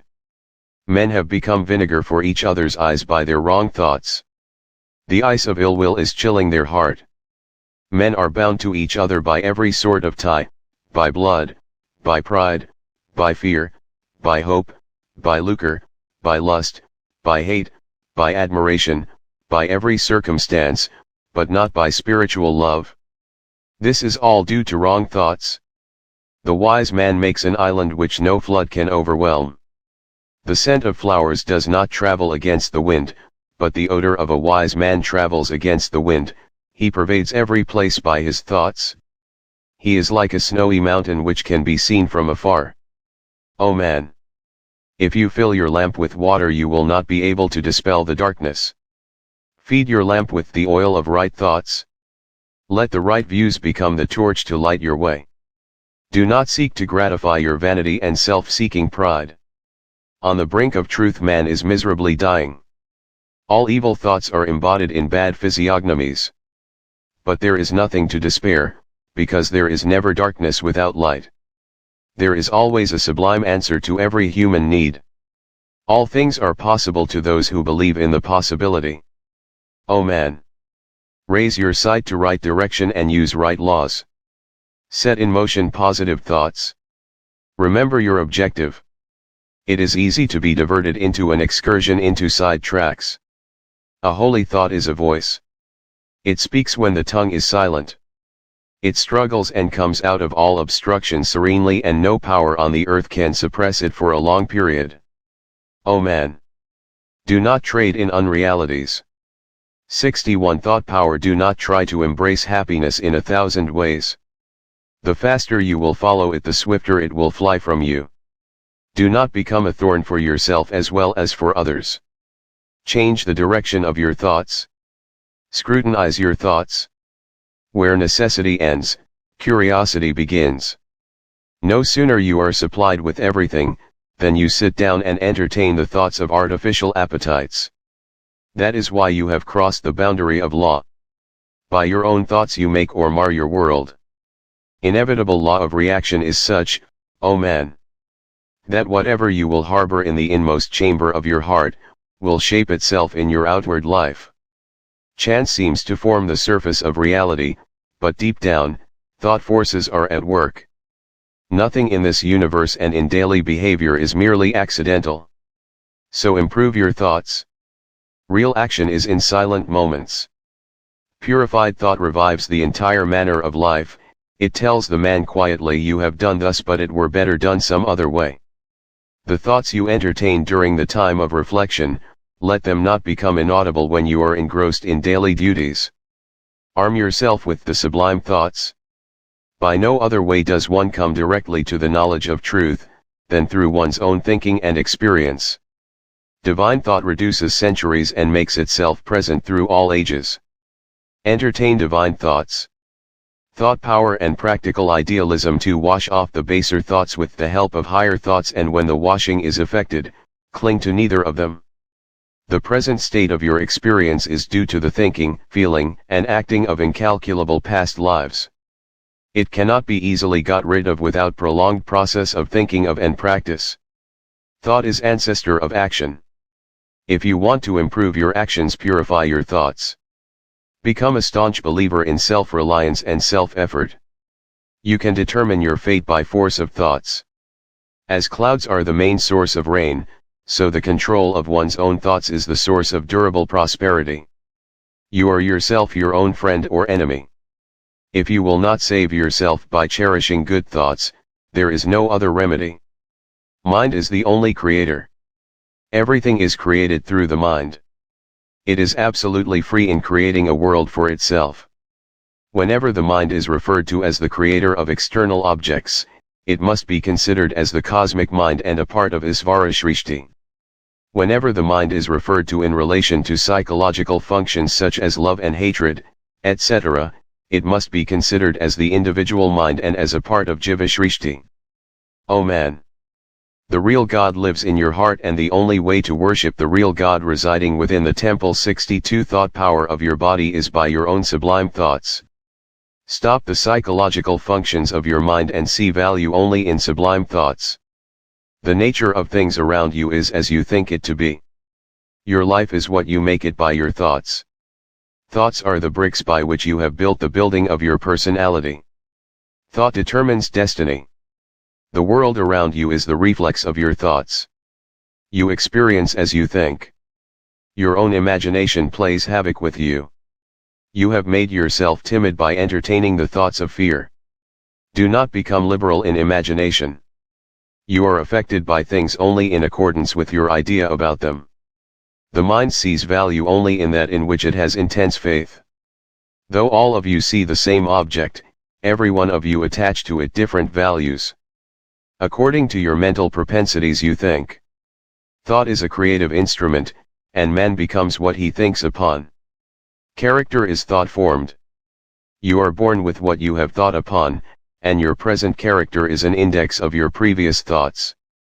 You create your future by your thoughts now. If you think nobly, you will be noble in conduct. If you think basely, no environment will make you different. Thus, thoughts and actions are interdependent. Be vigilant and allow only good thoughts in your mental field. Every one of you have a different conception of duty, value, enjoyment, and liberation in accordance with your different convictions. You strive after your own ideal. You work in accordance with your long-standing and intensified thought and belief. You accomplish and achieve the object of your own desire. Do not let your mind become denser and denser by allowing it to be engrossed in gross forms. Follow the abstractive process by cherishing the thoughts of virtue. Your present life has three aspects: physical, mental and spiritual. You are tenaciously attached to the physical aspect. Be above physical sensations and other appetites by cherishing the thoughts that you are not body alone, that you are residing in the temple of a body for a short period only. Be above mental titillations. Subjective action functions in the world of thought. Send out a steady stream of thought and goodwill to all creation. The energizing motive behind every thought should be service and friendliness.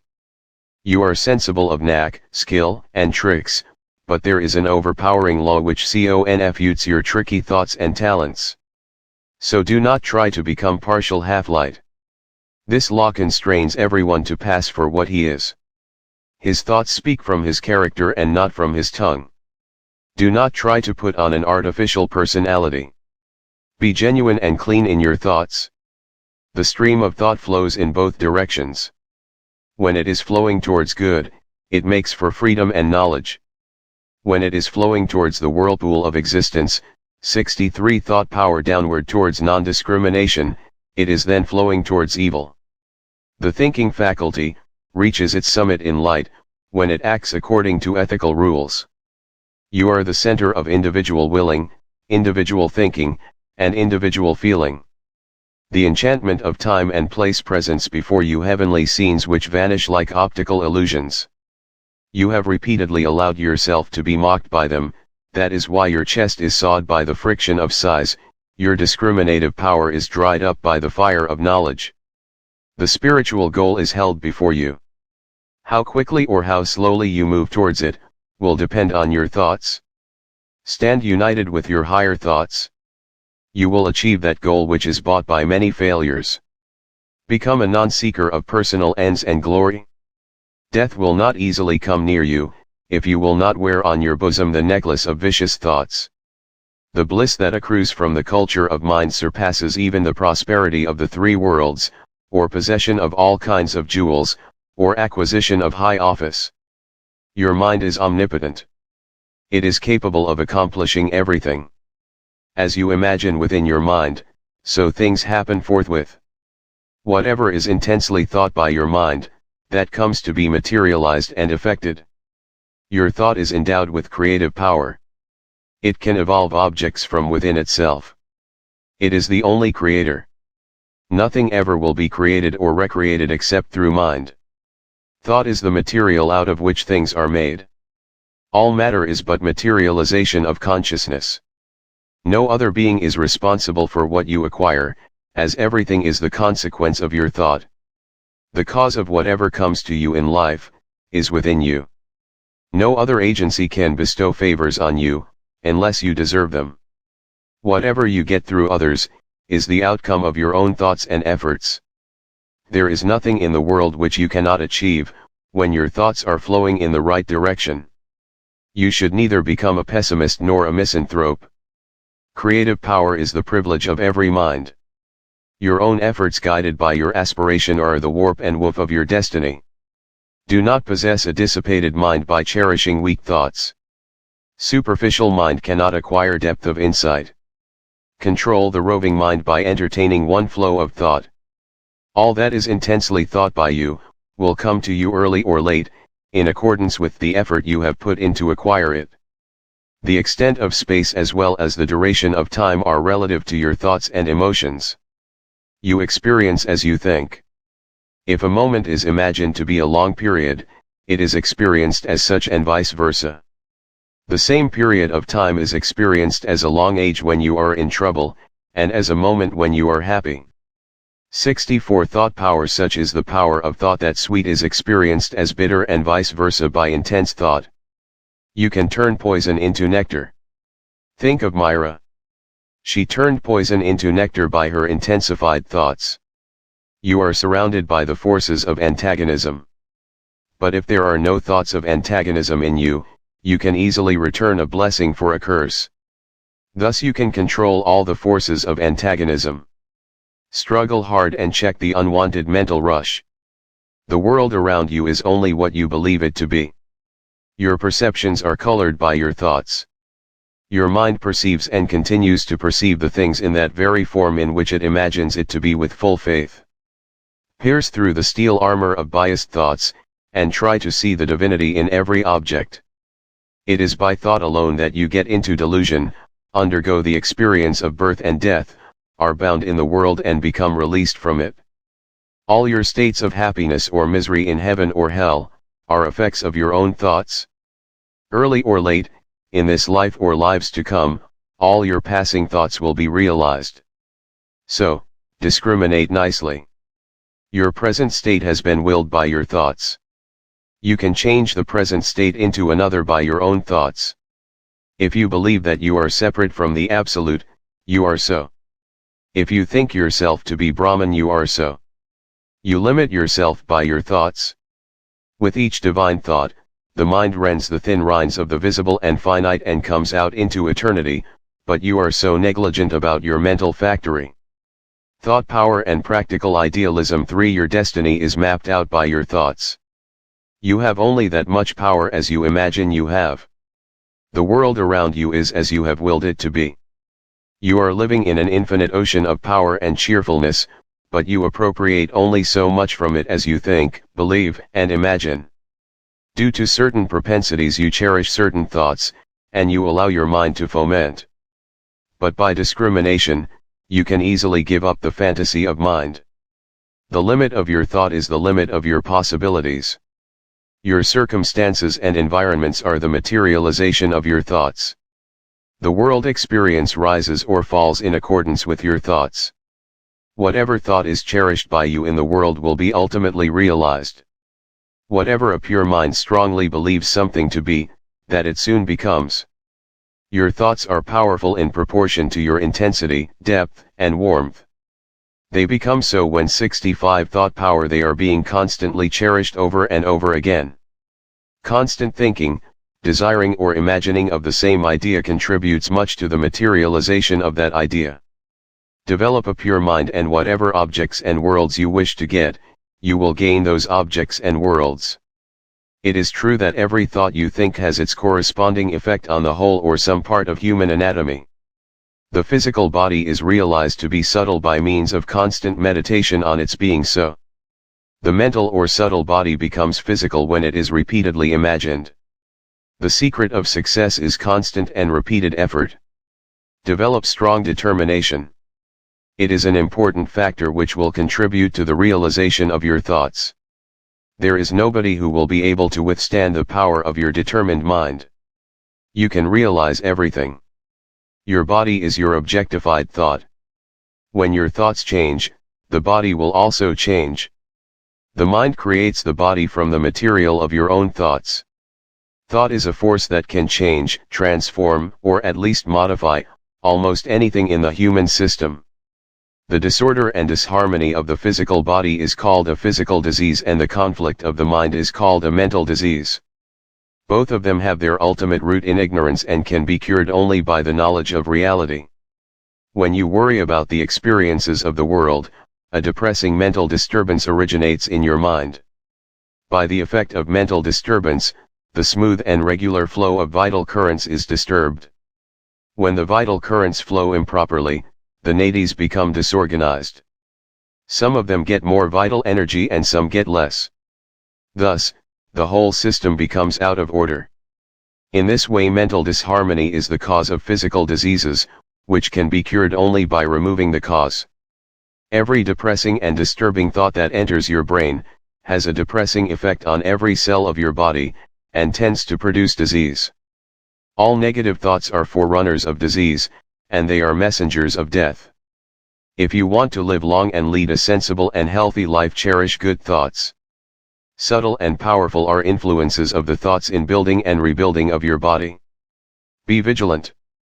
Practically all diseases with their sufferings have their origin in perverted mental and emotional states and conditions. Restoration of mental harmony is absolutely necessary for you. Purify your thoughts by performing noble actions and by association with wise ones. When your thoughts are purified, the vital currents will begin to flow properly and will clean the whole system. Every good thought stimulates the heart, improves the digestive system and promotes the normal action of every gland. 66 Thought power. Contentment is another name for the harmony of the mind. When your thoughts do not wander to this or that object and when you feel self-satisfied, you are in a state of joy which is unique. If you are happy within, everything appears good and pleasing to you. Thoughts are the main source of your cheerfulness. Purify your thoughts, all troubles will be cured. If you are cherishing peaceful thoughts, the whole world will appear cool, but if negative thoughts have spread their kingdom, then the world will seem to be a hot furnace. No circumstance compels you to cherish evil thoughts. Do not ruin yourself by your imagination of fate. It has no reality of its own. Thought is able to reveal reality. Propelled by right thoughts, the wise man is able to come out of most dangerous situations. The whole reality is present in its full potency everywhere, so whatever is intensely thought of anywhere can be experienced there. The essential nature of all objects is thoughts. Materiality is a wrong idea.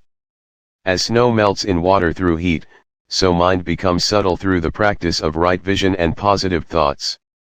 The real action is thought only. It is really mental and not physical. The physical action is only an external expression of the real action, which is vibration of volition in the mind. Your physical activities are only the various sides of mental activities.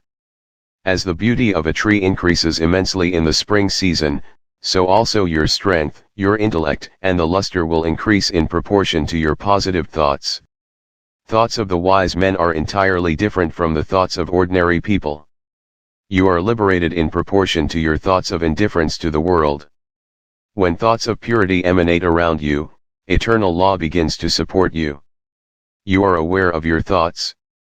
You only know what has come to pass in your own experience. In every one of you separately has arisen the world of the experience of the world. You have got a limited mind which is subject to various types of modes and circumstances. Some thought seeds. True knowledge is spiritual consciousness. It is awareness of one's real nature. Knowledge means right discernment or correct evaluation, wisdom, and a perfect understanding of oneself and of others. Right thought results in right action and right life. Beauty is essentially spiritual. Real beauty lies in one's heart. It is in one's character. Beauty dwells in purity. Beauty shines in virtues. Love is a refined, innate sense of oneness with the entire creation. Love is self-denial, selflessness. 67 Thought power. Love is sacredness of heart. Love is unrestrained goodwill, mercy, compassion, and tolerance. Love is absence of sensuality. The body is not everything. There is something which is vitally important, which dwells in the body. It is the spirit of man. Though identical with the cosmic spirit, it is individualized by the karmas of the individual soul. The body passes away, the spirit lives. The individuality of the spirit is there as long as the body lasts, then it ought to return back to and dissolve itself in its original source, unless of course, it is drawn back by its associated karmas into another embodiment in order to reap them. Everything passeth away. Nothing ever is to accompany man except his karmas, when the body is cast off. Hence as long as man lives, he should live amicably, with love and goodwill towards all, hurting no one in any manner, coveting no worldly riches, with more of kindness and mental charity, forgiveness and tolerance, with detachment to mundane objects, and dissociation of the ego from one's actions, while taking care to acquire no new karmas as one works out the already accomplished ones. With a little of contentment, discrimination, devotion to God and self-surrender to His will, with a little of detachment and non-expectation of anything from anyone, with an attitude of prayerfulness and abiding by the dictates of one's conscience with unshakable faith in one's spiritual principles and code of conduct, and evaluation, life becomes easier, worthier, and happier. If you have difficulties, you should look to the cause first. The real trouble lies in ignoring the cause. If the cause is remedied, difficulties become less, or rather accidental. The world is a great school where people are given ample opportunities to mend and mold themselves into better individuals. No one is born perfect. There are possibilities for everyone to improve oneself. Trials and difficulties ought to make one a better individual rather than create complexes and constrict the mind and heart. Take shelter in great and noble thoughts, and obtain perfection. Guru's grace is always with the disciple, unreserved and unconditioned. It depends, however, on the self-discipline, faith and purity of the disciple whether to make use of this grace or not. Guru resides in the hearts of his disciples. Some are aware of this and some are not. The living presence of the Guru within is the best asset of the disciple. 68 Thought Power Chapter 11 Thought Power for God Realization Life. An interplay of thoughts. The thought that you hold, will manifest in your life. If you are courageous, cheerful, compassionate, tolerant, and kind, then these qualities will manifest in your physical life. The only impurity of the mind is base thought and desire. Guard your good thoughts as an alert watchman guards the treasury. When there is not the I thought, then there will be no other thought. Life is an interplay of thoughts. Duality ceases when the mind stops its function. Thinking is bound by the time factor. Thinking must cease. Then alone you will attain the timeless. Be still. Let all the waves of thought subside. In that stillness, when the mind melts, there shines the self-effulgent Atman, the pure consciousness. Watch the mind. Watch the thoughts. Pursue serenity. Make your heart a fitting abode for the Lord. Thought results in spiritual experience. The molten gold, which is poured into a crucible, assumes the shape of the crucible. Even so, the mind assumes the form of the object which it pervades. The mind assumes the shape of any object it intensely thinks upon. If it thinks of an orange, it assumes the shape of an orange. If it thinks of Lord Krishna, it assumes the form of Lord Krishna. You must train the mind properly, and give it proper sattvic food for assimilation. Have a sattvic background of thought or mental image. The same thoughts which are entertained by the man during the day, occupy his mind during dream also. If you have purity and concentration, you can make the mind assume any bhava you like. If you think of mercy, your whole being will be saturated with mercy.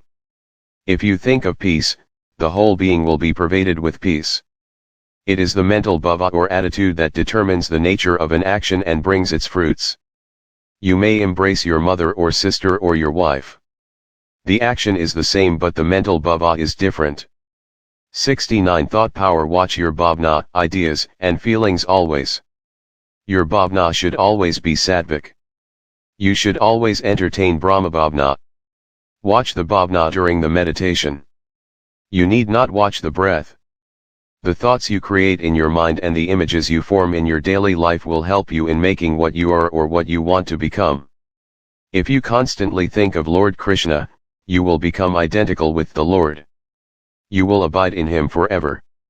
Thoughts of God. Your mind must be empty of all worldly thoughts. It must be filled with thoughts of God and with nothing else. Keep your mind filled with good, divine, sublime, lofty thoughts, so that there will be no room for evil thoughts. Never speak any unnecessary word. Never allow any unnecessary or vain thought to occupy your mind. Divine thoughts for freedom from diseases. The best medicine or panacea for all diseases and for keeping good health, is the entertaining of divine thoughts. The waves released by divine thoughts, by kirtan, japa and regular meditation, will electrify, rejuvenate, vivify, energize the cells, tissues, nerves. Another cheap and potent drug is to keep oneself always joyful and cheerful. Study Gita daily, 1 or 2 chapters with meaning. Keep yourself fully occupied, which is a remedy to keep off thoughts of worldliness. Fill the mind with sattva and enjoy wonderful health and peace.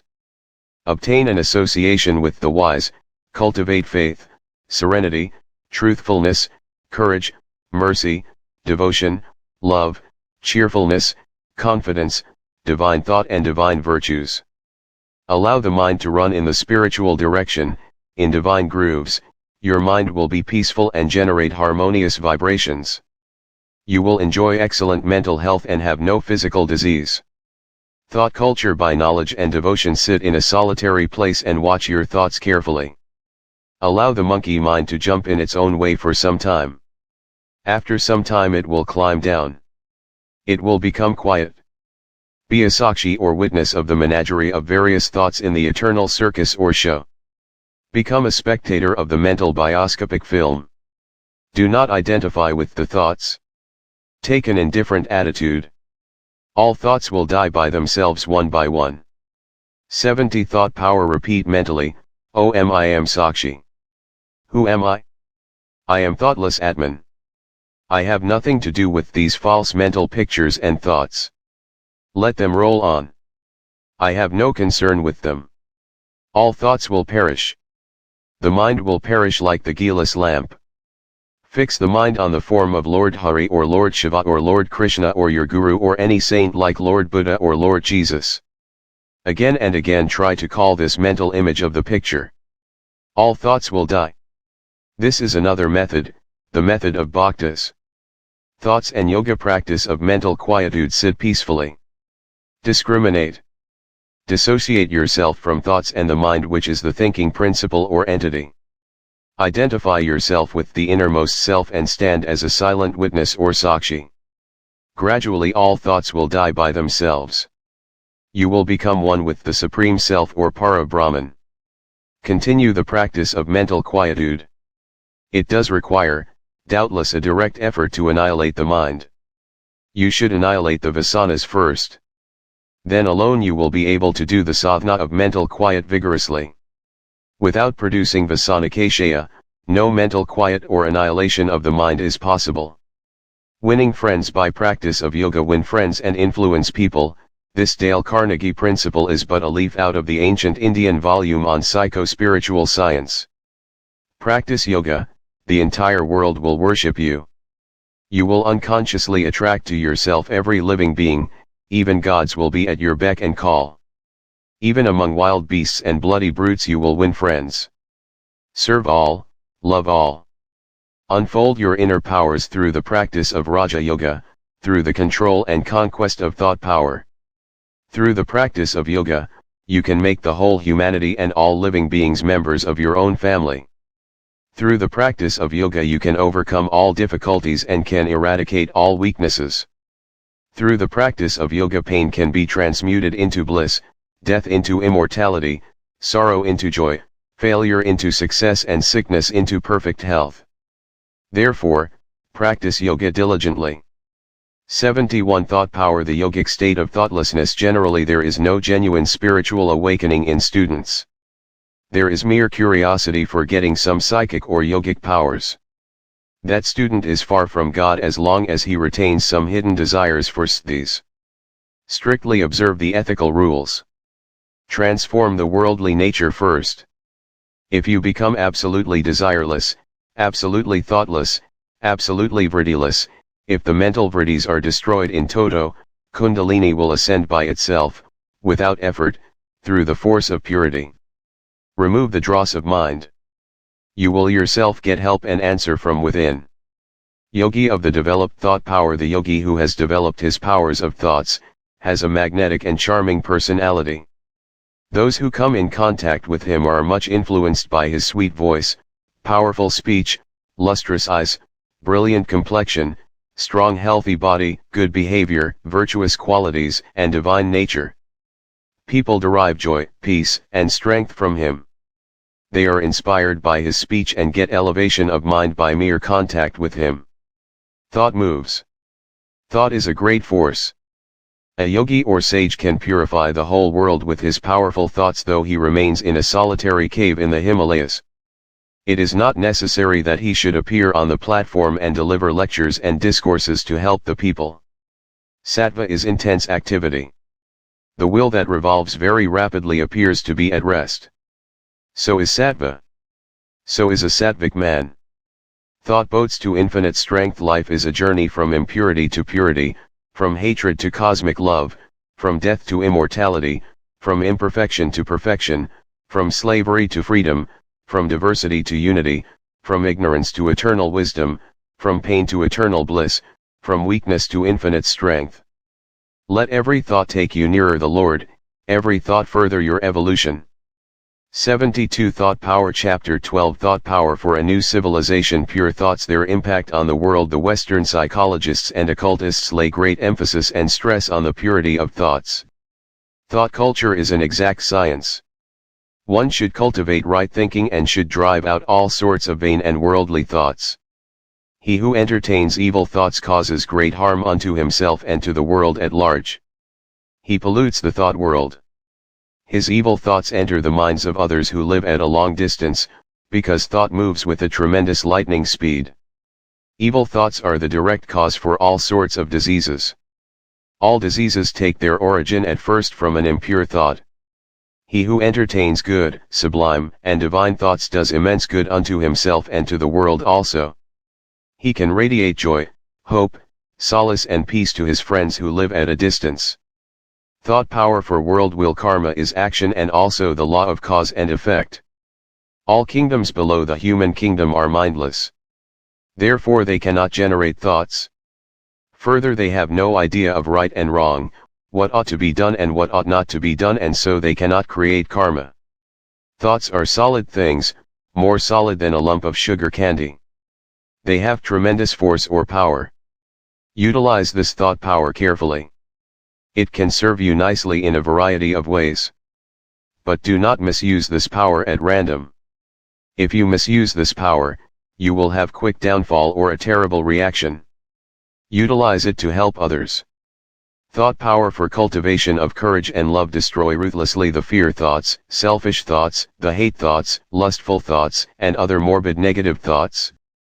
These evil thoughts induce weakness, disease, disharmony, depression, and despair.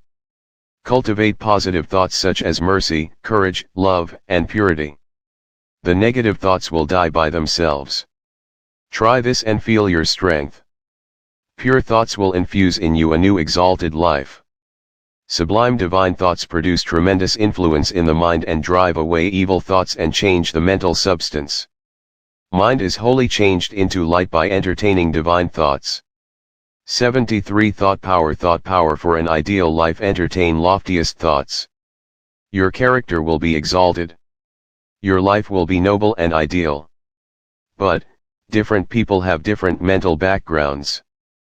People vary in their capacities, mental and intellectual, and in physical and mental strength to do things. Therefore each of you should have an ideal which is suited to your temperament, your capacity, and realize it with great enthusiasm and dynamic action. The ideal of one person will not suit another. If one keeps an ideal that he cannot realize, an ideal that is beyond his reach and capacity, he will get disappointment. He will give up his effort and become tamasic. You should have your own ideal. You may realize it this moment or after 10 years with faltering steps. It does not matter much. Everyone should endeavor his or her level best to live up to this ideal. Your whole energy, nerve force and will must be put in the realization of the ideal. You can chalk out your own ideal yourself according to your own standard. If you are unable to do this, have your guide and he will select for you the ideal that is suitable to your capacity and standard. One should not treat a man, who has a low ideal, with contempt. He may be a baby soul, who is just crawling now in his moral or spiritual path. Your duty is to help him in all possible ways in the realization or accomplishment of his ideal. You should give him all sorts of encouragement in his sincere endeavor to live up to his own highest ideal. It is highly deplorable to note that the vast majority of persons have no ideal at all. Even educated persons do not cherish any ideal. They lead an aimless life and therefore are drifted hither and thither like a piece of straw. They make no progress in life. Is this not a very sad plight? Highly lamentable indeed. It is very difficult to get a human birth and yet people do not realize the importance of keeping up an ideal and living up to the ideal. The idea of eat, drink and be merry, is adopted by the Epicureans, the gluttons, and rich people. This school of thoughts has countless followers and the number is increasing by leaps and bounds daily. This is the ideal of Virochana. This is the ideal of Asuras and Rakshasas. This ideal will lead a man to the dark region of misery and sorrow.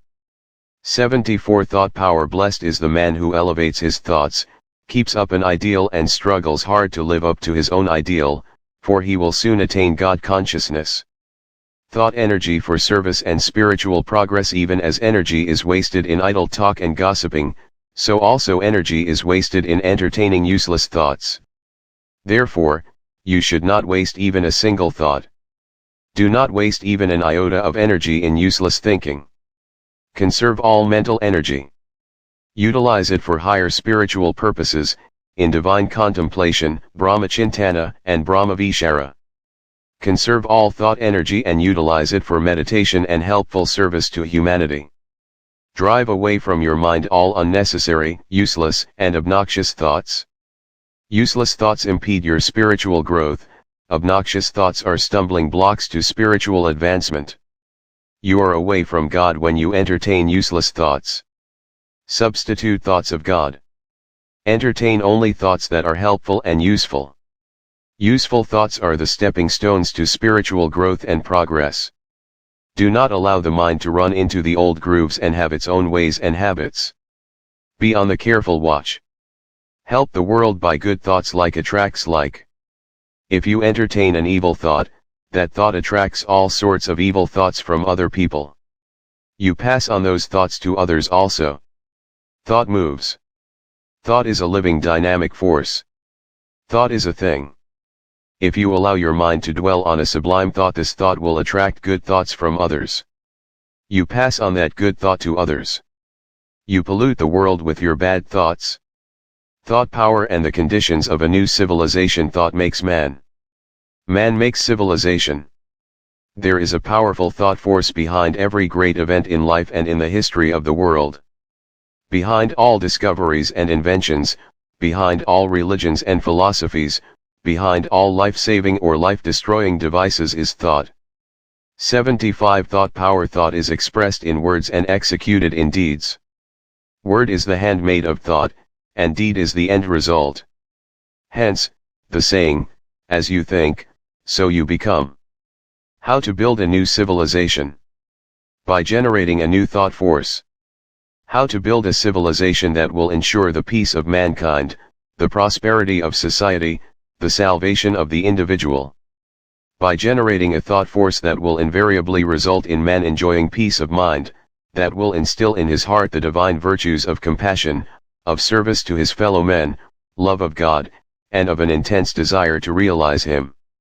If but a fraction of the wealth and the time spent on wasteful pursuits and destructive activities is devoted to the creation of a good thought, there will be a new civilization right now.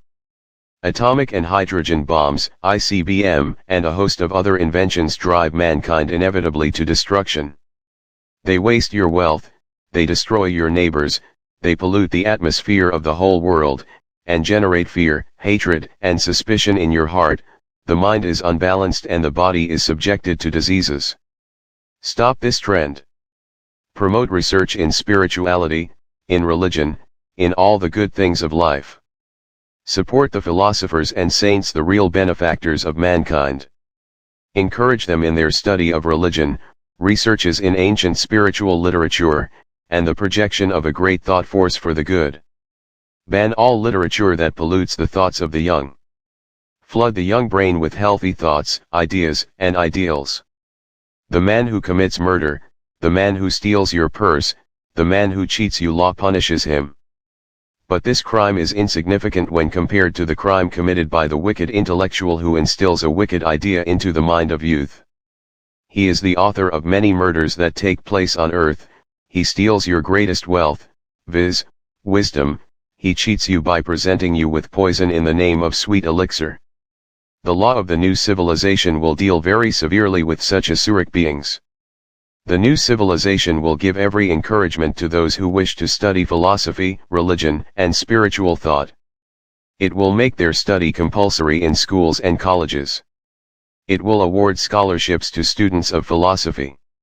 It will confer prizes and titles on 76 thought power those who conduct researches in religion and philosophy. The deepest urge in man, the spiritual urge, will be given the fullest scope to realize its goal. The fruits of the new civilization are well worth all that everybody can do towards building it up. In the new civilization, man will want to lead a righteous life, he will be eager to serve his fellow beings and share with them what he has, he will love all, realizing that his own self dwells in all, he will be devoted to the welfare of all beings. What an ideal society it will be, where people share with others all that they possess, and will serve everybody. Where will be the need for taxes and duties in such a society in which everyone will voluntarily work for all? Where is the need for police and the army when people are devoted to virtue? This then is the ideal. Towards this end, let everyone strive to generate a thought force.